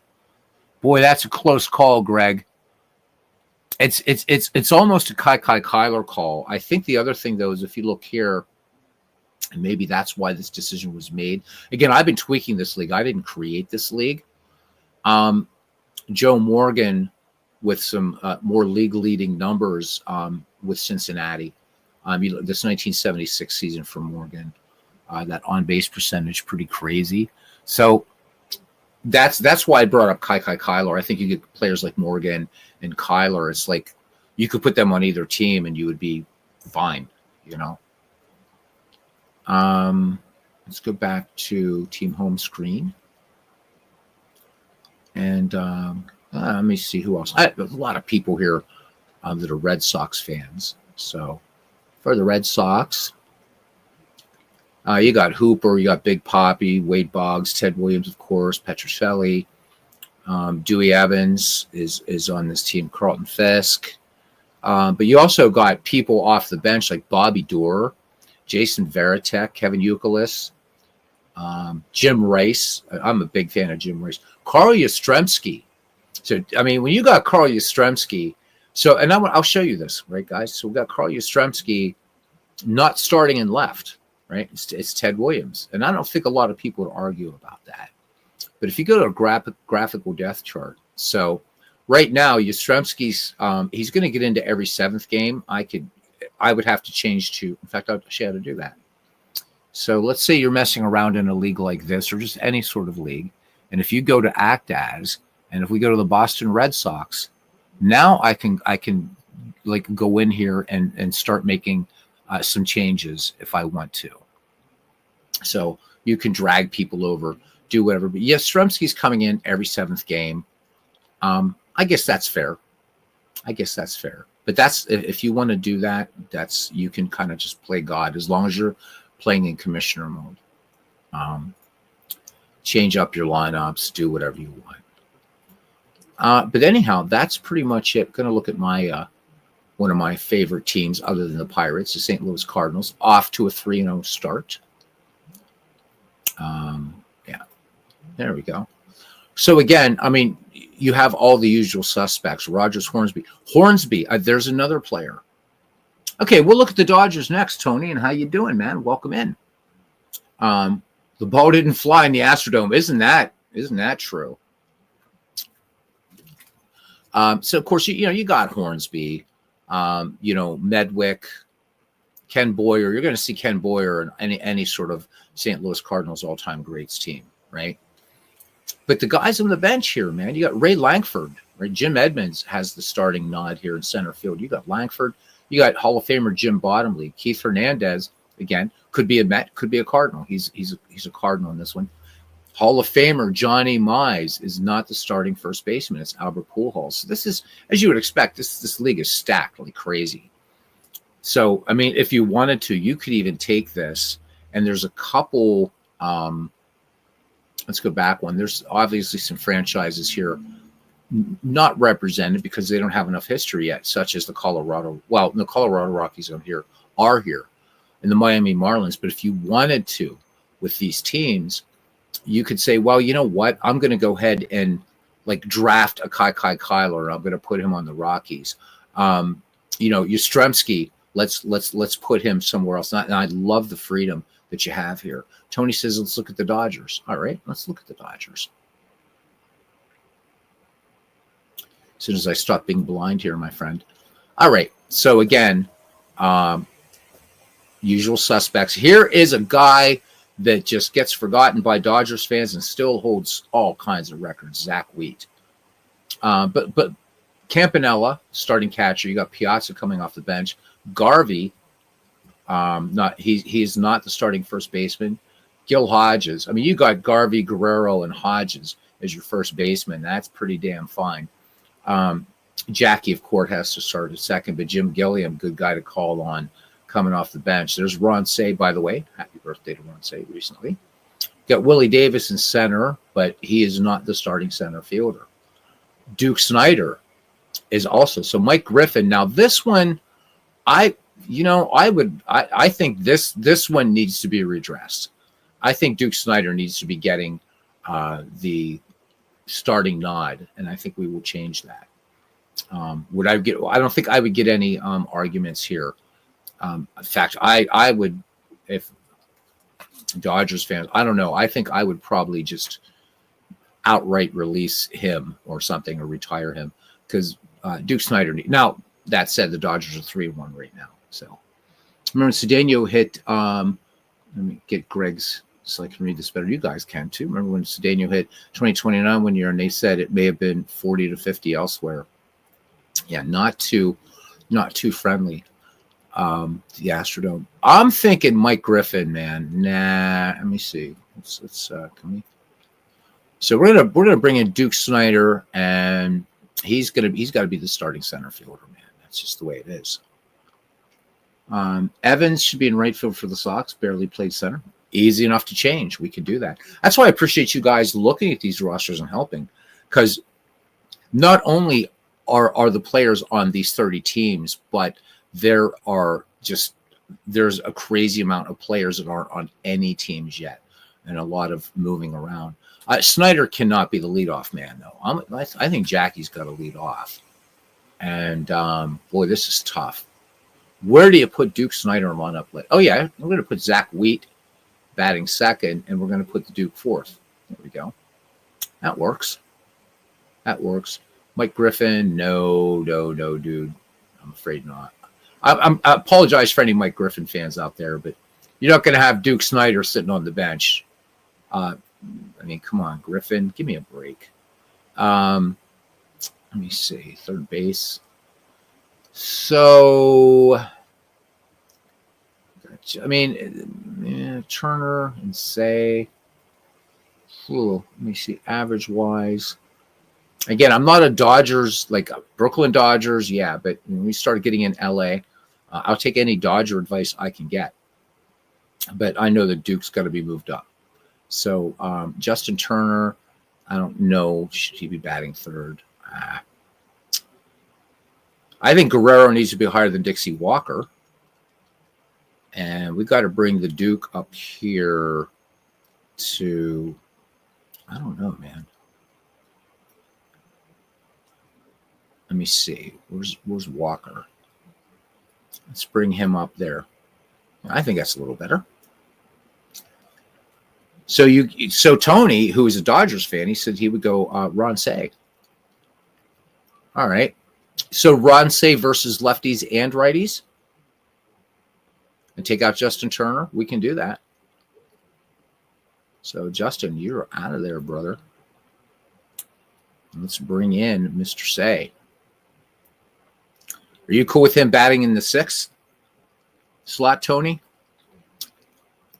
Again, I love study baseball. It's the only sport I follow. But, a fan of a team is going to come in and say, this guy should be in there instead of this guy. I'm going to listen. Greg Recchi, he says, loved Pedro Guerrero. He had home runs from both sides of the plate when he was in Montreal against the Expos. Guerrero was awesome.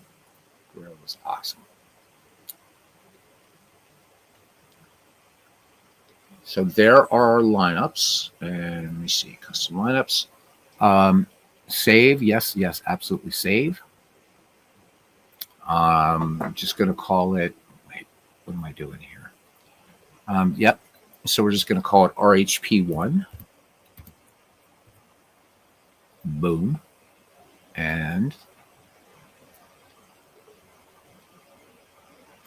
let me see, save lineup.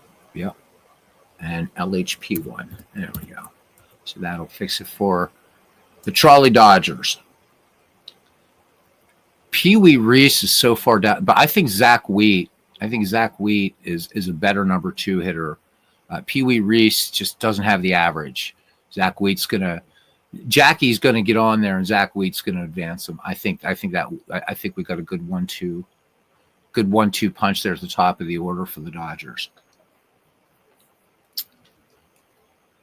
So what were we doing with? Oh yeah, with Red Sox. We're gonna fix the Red Sox a little bit here. They're off to an 0-3 start. All right, and let's see. Greg says Evans should be in right field, so let's put Dewey in right field.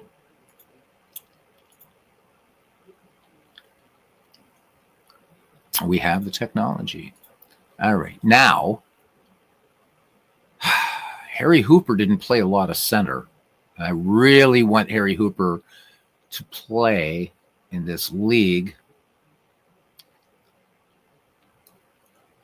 So is Hooper even rated for center field? I don't know.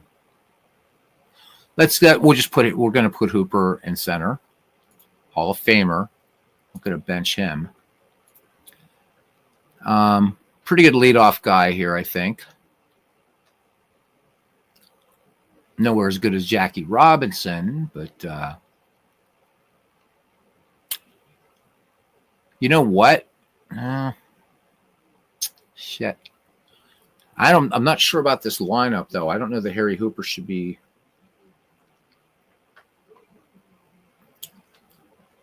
Let me see. So I'm looking at the on base percentage for each of these guys. So I really kind of, whoa, this is tough.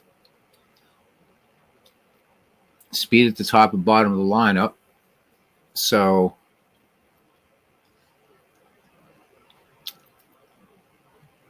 against right-handed, I mean, this is so power laden over here. It's the left-handed pitching I'm kind of concerned with, because you got.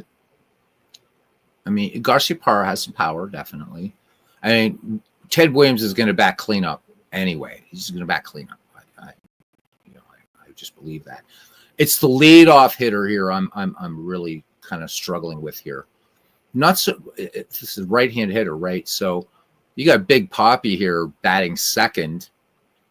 I'm going to move Boggs up to the 2 slot there. Petrocelli, I think he's good where he is. Pedroia, pretty good. Yeah. Again, right lineups, man. There's much an art as a science. How about it? So, hey, Todd B. This is Guerrero hit right-handed only if his memory is correct. No, Carlos Baerga did that feat once.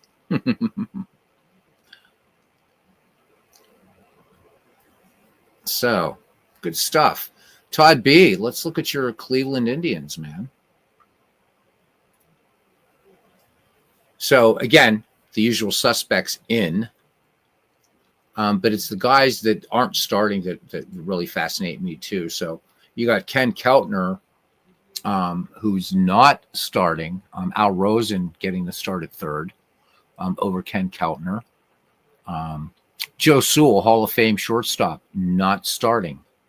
But you got Lou Boudreau. So there's Kenny Lofton. Lofton, of course, is getting the nod. Earl Averill and Larry Doby, 2 great center fielders, 2 Hall of Famers on the bench. So this thing is stacked. It's just really, it's stacked. And fun, as you would expect. So if anybody wants this, rather than have you dig around the Out of the Park forums, I can put this up on the Ned McGreevy Discord. I'll zip it up, unzip it. It's a quick start. It'll be that easy to play. I mean, you'll have to, change the Indians and stuff like that, from the Guardians to the Indians, but it will assign the ballparks and everything. Could also go Bobby Durr at second. Let's get back to the Red Sox. So who's starting at second now for Boston? Yeah, so you got Pedroia. We could put, let me see. So you got that great, Bobby Durr has that, his defense. Pedroia, boy, that's such a toss-up, man. That's such a toss-up.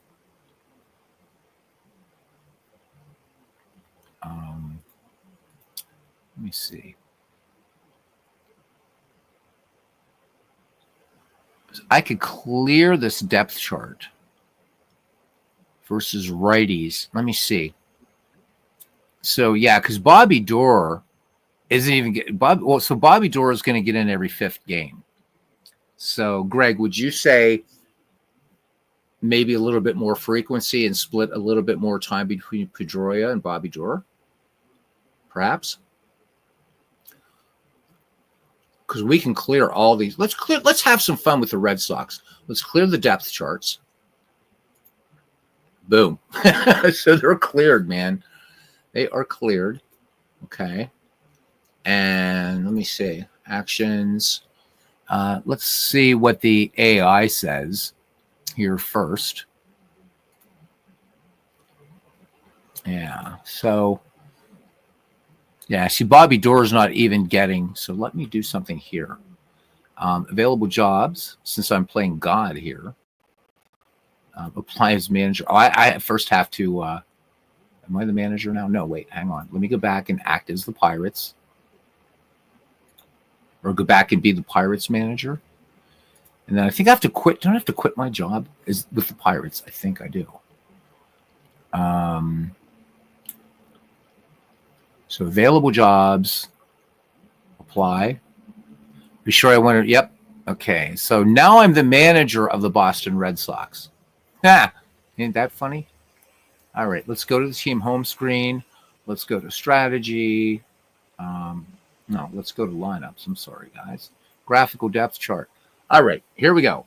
So what do you think for Bobby Doerr every third game? Or every other game? I mean, how much you think here, Greg?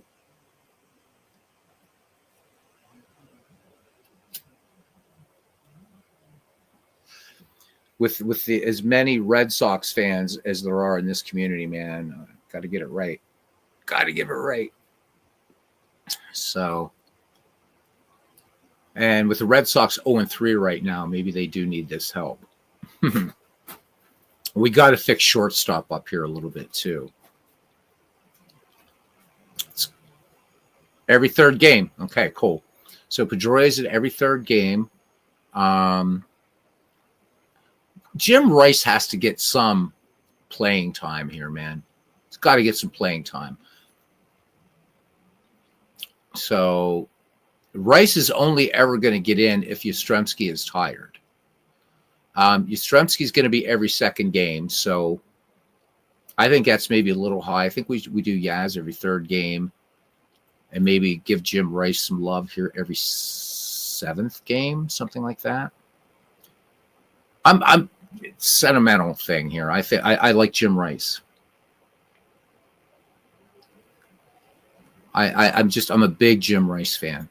So every seventh game. Now, shortstop here. Shortstop are fine. I think.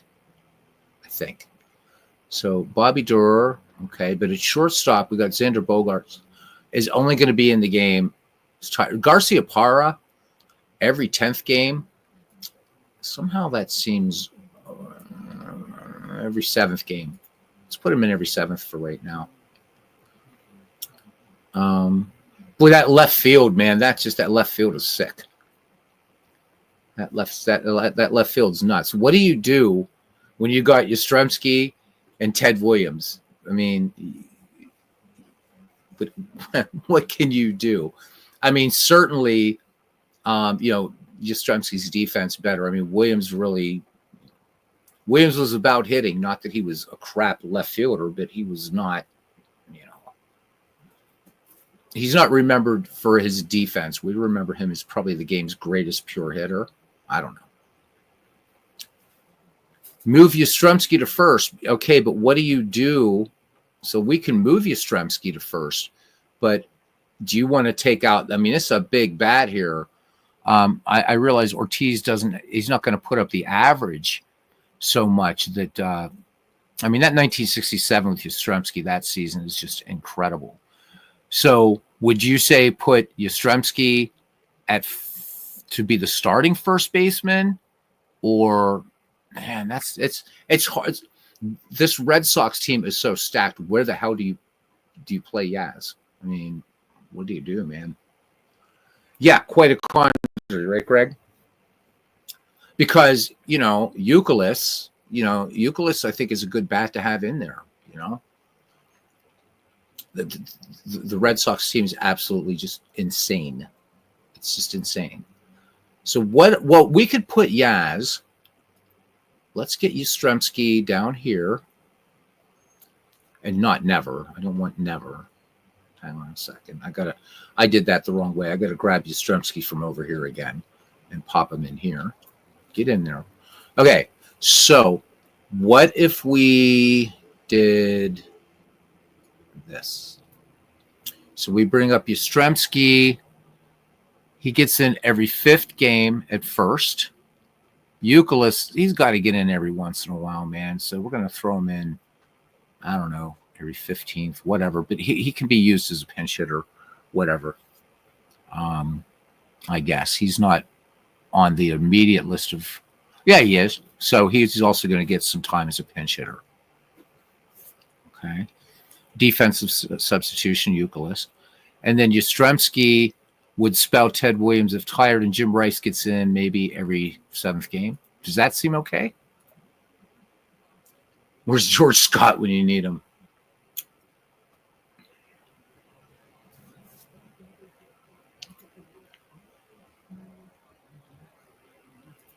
All right, so we have that. So when you act as a manager, guys, there's certain things that you can do, but you actually, and you have to play in commissioner mode to do what I just did, but you actually have to make yourself the manager of the team to start playing inside here. So, and so that no Red Sox, Jim Rice, come on, Jim Rice. I want Jim Rice in some games here. Yeah, where's George Scott? Let's see. I thought we did see George Scott already, and not the actor, not George C. Scott. Let's see, where's George Scott? He's with Milwaukee. There you go. Good call. There he is.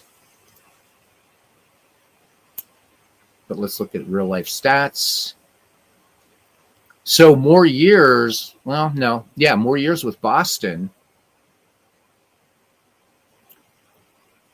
But I think too, when you want to get these players in these games and stuff like that, or get them on these teams. So obviously Milwaukee, not with the long history of Cincinnati, or of Boston, I should say. Charter member of the American League here in 1901, beat my Buccos in the 1903 series with that damn Tessie song.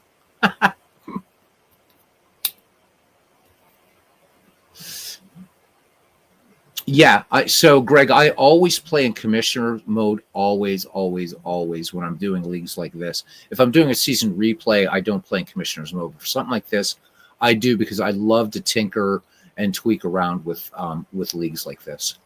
So, yeah, this is in commissioner's mode, which allows me to just look at available jobs and go manage somebody else. So if I wanted to go back to my beloved Pittsburgh Pirates, I'm now the manager of the Pirates again. And commissioner's mode allows you to, the commissioner's mode gives you, I never play as a GM. You don't need to. I don't play with finances. The commissioner mode allows me to sign. So like with the Pirates, again, just because I'm a Pirates fan, I wanted Lloyd Wainer to also be on this team. So I put Lloyd Wainer on here the other night. He wasn't on the team. He was a retired player. Yeah, you should, Greg. It's the best way to play out of the park baseball. Playing commissioner's mode, play as a field manager, but commissioner's mode, and you can still do all that stuff. I mean, if you like finances, okay, you could play GM and manager and commissioner's mode, but commissioner's mode, you get to play God in this one. So, good stuff. Yeah, Todd, you're absolutely right. Some of them are so strong. And as a matter of fact, I will show you here. Let's go to, oh, damn it. Where is it? League home. Is it the league home? I'm going to find, I'll show you how crazy this is. Because there's a lot of guys that aren't on any teams here. Was it this? Let me see.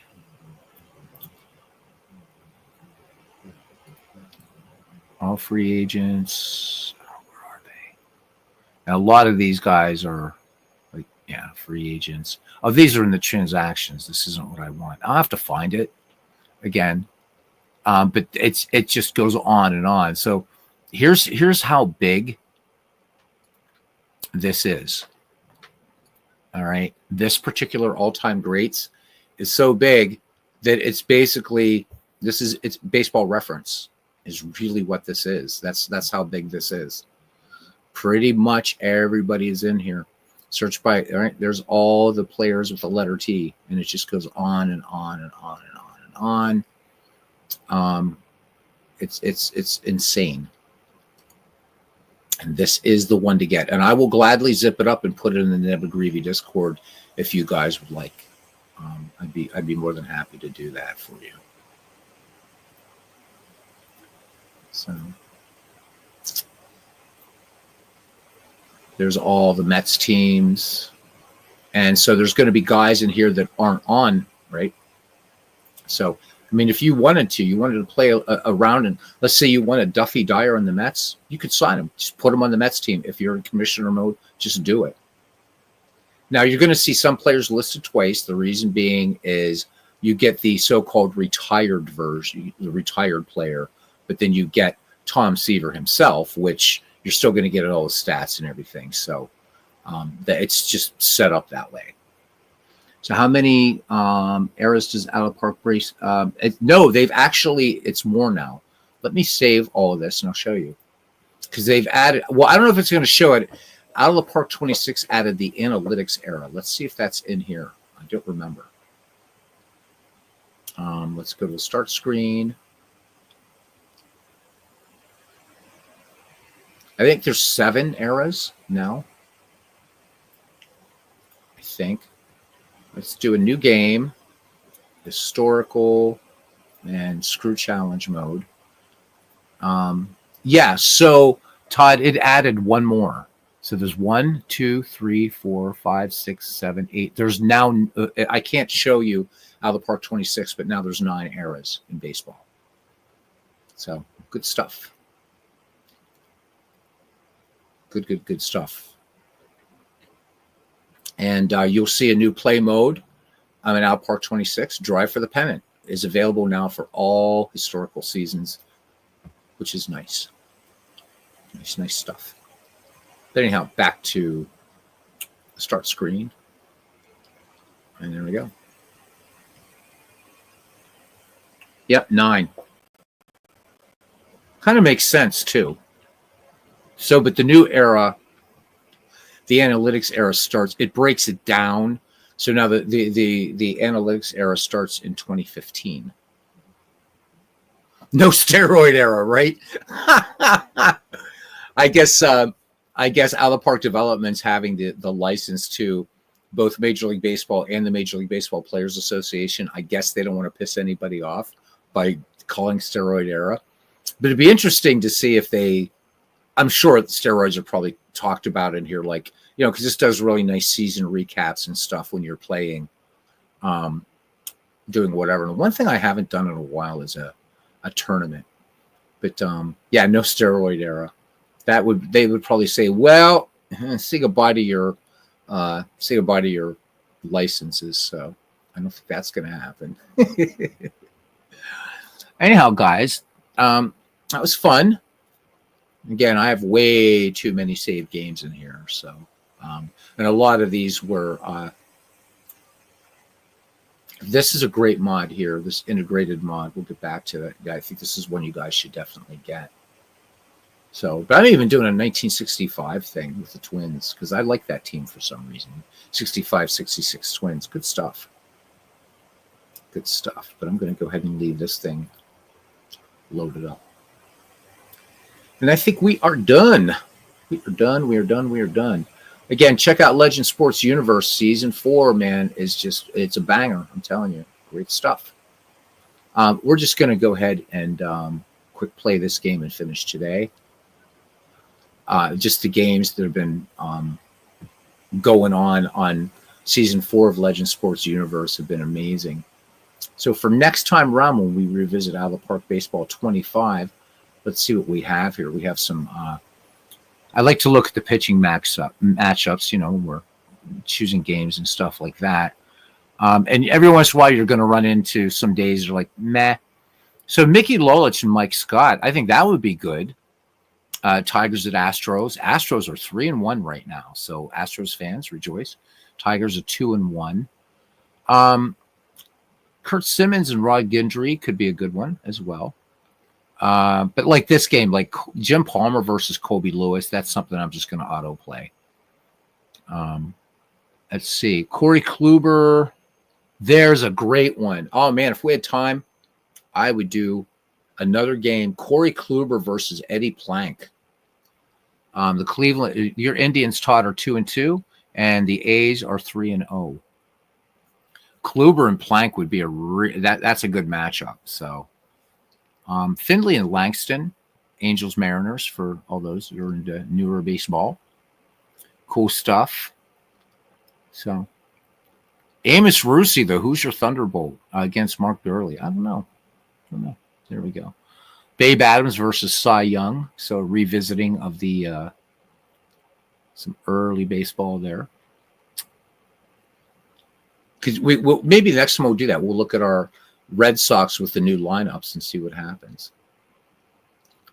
So, there you go. The game that quote unquote is pay to win and really caters to the modern game. What a bunch of bullshit. I mean, I don't know. Maybe the guy, and I'm going to give him the benefit of the doubt, maybe he never looked at all of this. You know, right? All of this stuff. Maybe he never looked at this. I agree. This could be like the kind of scary part of the game, but you know, maybe he's just never looked in here. I don't know. Turn on, turn off, right? I can re-enable player development if I want here. You can do what you want. I have injuries turned off in this game. Just because I don't like to use injuries in this type of thing. It's kind of fun. But I don't know. With all these damn settings, how in the holy hell can you say that this game just caters to the modern game? You make it what you want. I have the DH turned off. You know, the reliever minimum batters faced. If I wanted to put on that new rule, I could just hit that number 3 if I wanted to. But right now, look, it's favoring old baseball. It defaulted to that. Modified extra innings, I have them turned off. I'm not allowing ties. If I was playing a dead ball season, I would have that turned on. So, I don't know, man. I don't know what people are smoking these days. No, you don't ever use the DH either, Greg? Good man. Pure baseball over there. Truth Hurts Wilkie, where you been, man? I know I got a billion emails to answer from you. I will get back to you, man. Definitely. I like your idea. Dodgers just traded for Vlad Guerrero. Just kidding. We can make it happen in here, though. We can definitely make it happen in here.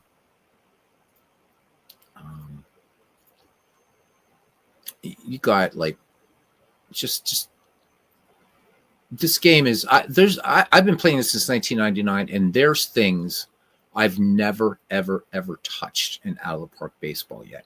You can add feeder leagues to this thing if you want. A development league, so you can have like an Arizona Fall League and this type of thing.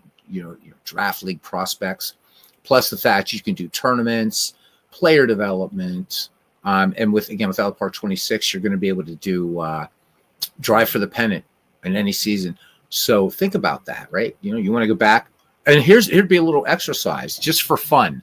Let's say there's a season you really, really, really love, and since there's a lot of Red Sox folk in this community, let's take 1967, because everybody wants to take the Red Sox and they want them to win the World Series in 1967 and break the curse of the Bambino decades before it was broken, right?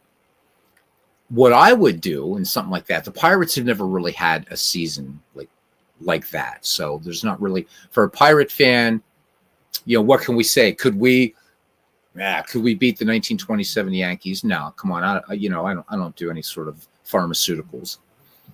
But I would create a 1967 where you're playing as drive for the pennant, but then also create a 1967 where you're doing a replay, where you're actually managing through the games and running the organization, and just see and compare those outcomes and stuff like that. So where you're just thrown in to a crucial game during that season replay that you're doing, and you have a chance to kind of do the GM thing and the field manager thing at the same time. So I'm so glad they made it available. And using the player development lab and stuff, What? I mean, talk about a sandbox, man. It's just awesome. Awesome. Pirates fans won. You're Cardinals fan. So, Greg, I think you and I talked about this before. Um, so Pirates are that's my team in the National League. But when the Pirates are out of it, I'm a Cardinals fan. I really like the St. Louis Cardinals. What a great history. They sucked which is funny. I'm a dead ball era guy, and they were not good in the dead ball era. But man, 1926, they get in the World Series for the first time and beat the Yankees, and never look back. What a great franchise, the St. Louis Cardinals. Just love them. Just love them. I really, really do. So, but my Bucks first in my heart. But one thing the Pirates and Cardinals fans can have in common is we can both hate the Brewers. So Greg says plays Negro Leagues and International Leagues. So Greg, Pocket Pennant Run has all the Negro Leagues. So just saying, you might want to look into that if you don't have it. You can play Negro League baseball in there. Good stuff. Has Negro Leagues in Out of the Park baseball, but unfortunately, right, when Out of the Park baseball was first coded, the Negro Leagues weren't recognized officially as a major league then. Now they are. And Marcus Heinsohn was asked about that. And he said, we would actually have to recode the game from the ground up. That's why to play Federal League in this game, you actually have to go like minor league. You can't do like that. That's the only way to do it, unfortunately. So I wish there was an easy way to play Negro League baseball in here, but you can't. You have to play it as a minor league team or minor league, but it's all right. Happy Montreal got their team first. Yeah, right. As you're a fan of Gibson, Brock, Clemente, and Stargell, how about it? Yeah, talk about a Mount Rushmore, Greg. There you go, right? Those four guys. And Branch Rickey is responsible for Mr. Clemente. Again, I talked so much about how I admire Branch Rickey. Would have loved to have met him. Just said he wasn't signing with the Jays. They better bring him the phones now. If that doesn't keep his weight in control, he'll be gone due to injuries, says Todd. Todd says Buccos won 26. Well, the Cardinals won the 26 series. I mean, yes. Yep. Babe Ruth tried to steal second, and Cardinals nailed his arse. And the first of many championships for the great St. Louis Cardinals. My favorite, Greg, I don't know, I know you, like when you said you play Negro Leagues and International League. Just curious, if when you did any major league replays or if you studied the franchise, who's your favorite? The Cardinals. I love the Gas House Gang teams. The 1930s Cardinals. Those guys are just incredible because they appeal to me because you have pitching, you've got power, and you've got speed. They're like this perfect sort of marriage or something of dead ball and live ball, and I really love them. And I'm doing a 1934 Cardinals in Out of the Park Go. So I'm doing that. I'm offline, whatever. Love those Cardinals squads in the 1930s. And of course, Cardinals are just superb, 70s, 80s, whatever. When I see the Cardinals in last place, it's like somebody sucked me into an alternate reality because that's a team, and it's not something that happens a lot, right? St. Louis Cardinals in last place in the league, in their division, whatever. They're always in the fight. And when I see them in last place, what was it, 2 seasons ago, they finished in, I think they finished last, they finished last, I think, in the National League Central. I'm like, this is just bizarre to see the Cardinals in last place. Just not used to that. 34 team beat the 27 Yankees in a series replay in 6.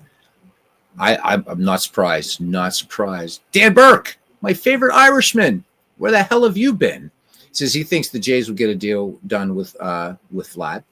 All it takes is one call to his agent. There's no deadline if they want to get it done. At least it's not next year when they're expecting a lockout after the season. So I don't know. He said, did miss seeing Tony Oliva play by 1 year, though. He retired before we got to the Blue Jays. It would have been something to see Tony Oliva. How about it? Man, oh, man. Can you imagine if Juan Soto got thrown out trying to steal second base in games in the World Series today? They would torch the city down. Yeah, that 1934 Cardinals team, man, they're just incredible. Just incredible. I love replaying them. Just a scrappy team, man. You got Pepper Martin in there, Jack Rothrock, Kiddo Davis, Spud Davis, of course, Dizzy Daffy Dean, right? Ripper Collins. Incredible squads. And what a great history of the St. Louis Cardinals. The only time I don't like the Cardinals is when the Pirates play them. Otherwise, I really do. I like the St. Louis Cardinals fans. Sorry, Cubs fans. It's not that I hate you guys, but you did let us down last year. You had a chance to take care of those Brewers, and you didn't do it. So, I don't know, Cubbies. So, Dan says that he has been coaching hockey. He's just back from a tournament in Chicago. Awesome, Dan. Good stuff. Yeah, your presence is missed when you're doing something cool like so you sit on the fence in those games on for the Pirates and Bucks. I get you, Dan. I mean, if you're doing something cool like coaching hockey, we get it. But if you were to come on and say, well, you're doing something unimportant like eating and sleeping, I'd be like, Dan, where's your get your priorities straight, man. It's good to see you, bud. It really, really is. He is truly my favorite Irishman. So once again, to that guy, if you ever do find my channel, because I didn't mention by name my channel, because I don't want to be a dork about it. But dude, if you ever come in and see this whole all these menus and all these screens, this is the argument that this game does not cater to the modern game. You do what you want. Just don't be a sissy. Just go in and get your hands dirty. Oh, so you coach your son's team? Nice, man. Good stuff. So what positions your son play? Gotta know. Hockey intrigues me because I like it because I think to me it's like it is usually it's a lower scoring game. Oh, center and left wing. Awesome. The thing with me with hockey is I'll watch it, but I don't know what the hell's going on, man. To me, it's like somebody said, all right, we're going to create this team. We're going to get a bunch of these dudes on ice, and we're just going to release absolute chaos. And that's the fun thing about hockey. And, you've got this projectile travels faster than a baseball on basically a frictionless surface. And, when people say football is the toughest of the 4-team sports, as far as, I don't know. I just got to think that hockey players are going to say, hold my beer, because you idiots do your championship game in one game. We don't. And we don't just play once a week. Hockey, I think, as far as just tough. What a game. Holy shit. I don't think it's the most difficult. I think baseball is the most difficult sport. But I think hockey's the toughest. I really do.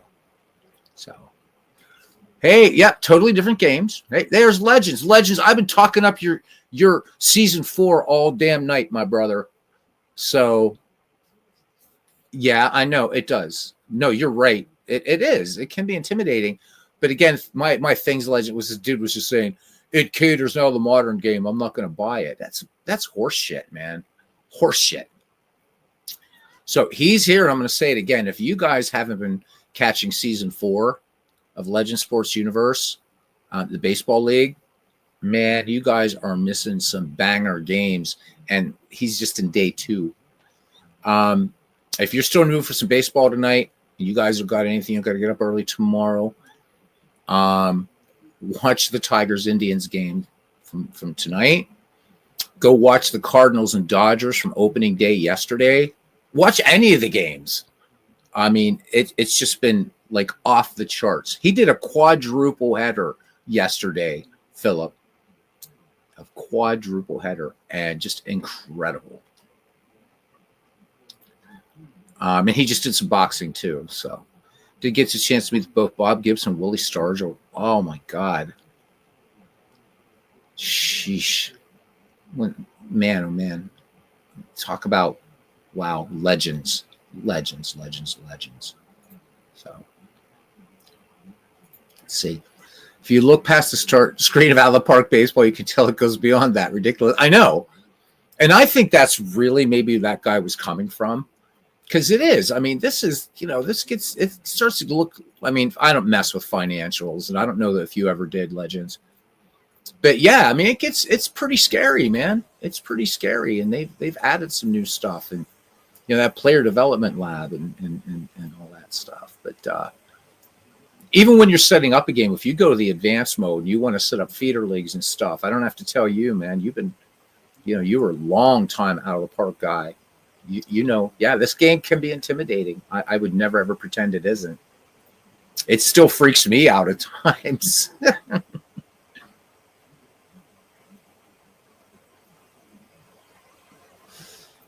Says my guess, Legend says my guess was something like that. They see the financials and tie that to modern baseball. I said, yeah, and you don't even have to play financials in this game. I turn them off. I just don't mess with them. I play as field manager, but commissioner mode because I like to tinker. Although I'll never be what you do, it's fun to just be able to play around. So, guys, that is it. It's midnight, and I'm gonna go watch a couple Monty Python Flying Circus. But Saturday night, let's get together for some baseball like we usually do, a little chin wag action late Saturday night. If anybody's up for that, we'll be back with some baseball through the week.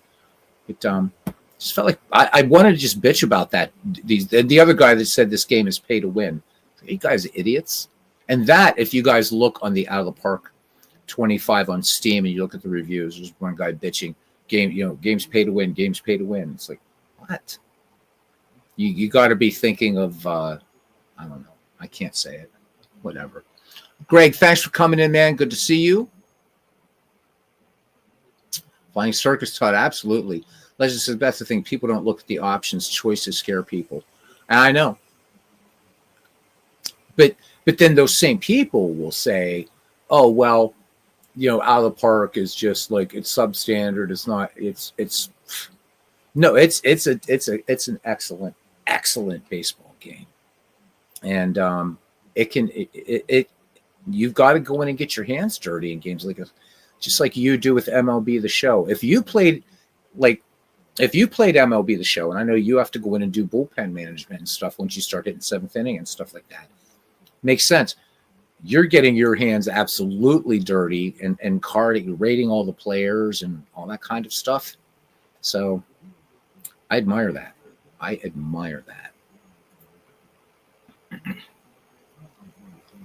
No, he was talking about.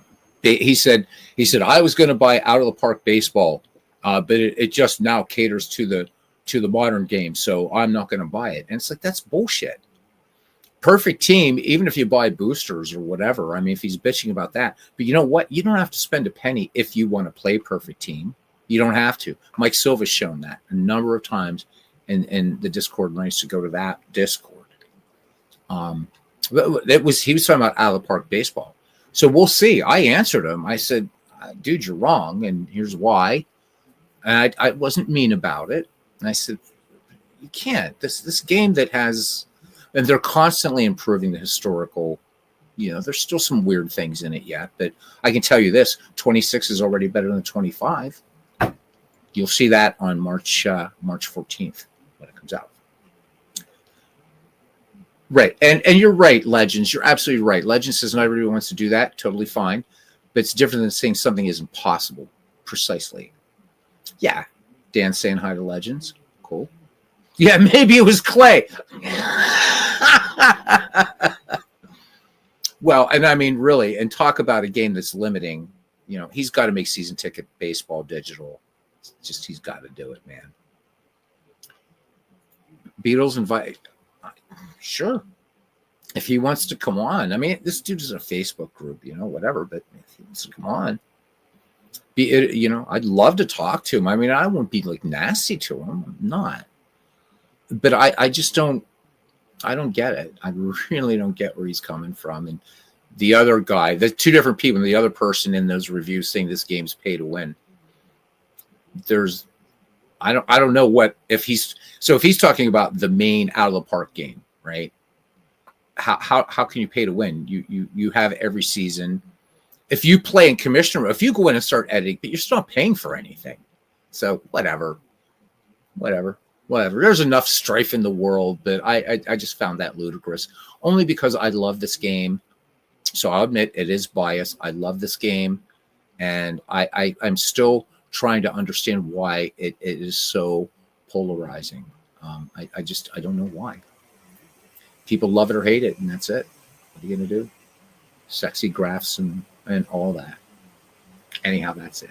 Clay probably is talking perfect team, but then it's like, okay, so if you don't like perfect team, here's what you can do. Why don't you get in here and just with a simple little text file or whatever, create teams and play them? And you don't even have to play field manager, right? But again, who knows?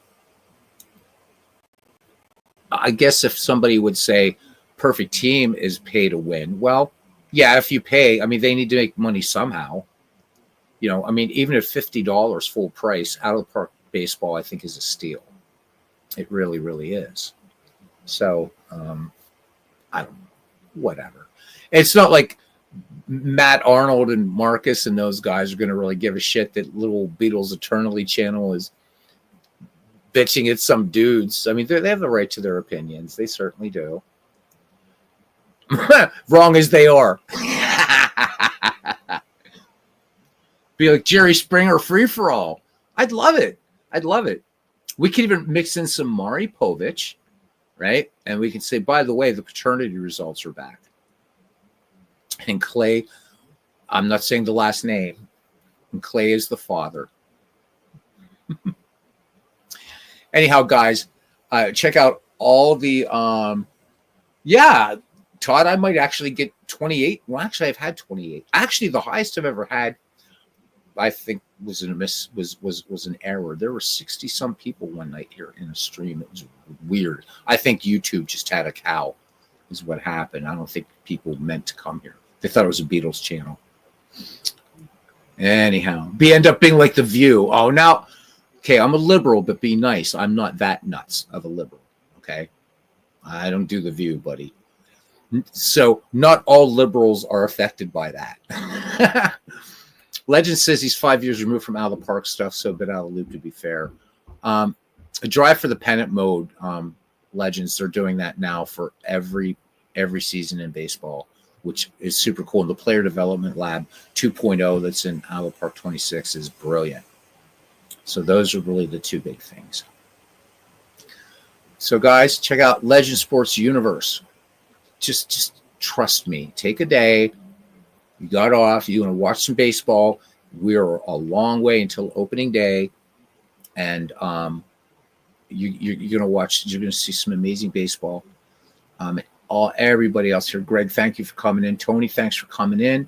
Philip Reynolds, as always, thanks for coming in. Tex Aggs was here. Dan Burke, my favorite Irishman. H Field 7. Joey Perchy hung out for a little bit. Bart Ewing, who hasn't been in here in a while, joining us at the old ball orchard, as it were. Yeah, absolutely, Legends. Believe it. Todd B, thanks, bud, for coming in. Guys, if you're still in the mood for some baseball, because Philip Reynolds was saying doubleheader, go thee now to Legend Sports Universe and watch any of those games from yesterday. Watch that Tigers-Indians game tonight. Whatever. Just they're great. I would not steer you wrong. All right. Till we see each other again, everybody. See you around the batting cage. Take care. And if you're up here in the Northeast, Mid-Atlantic, stay warm. By Monday, we're going to hit the 50s. All right. So that means you too, Legends. Stay warm up there in the Empire State. All right, guys. Be good.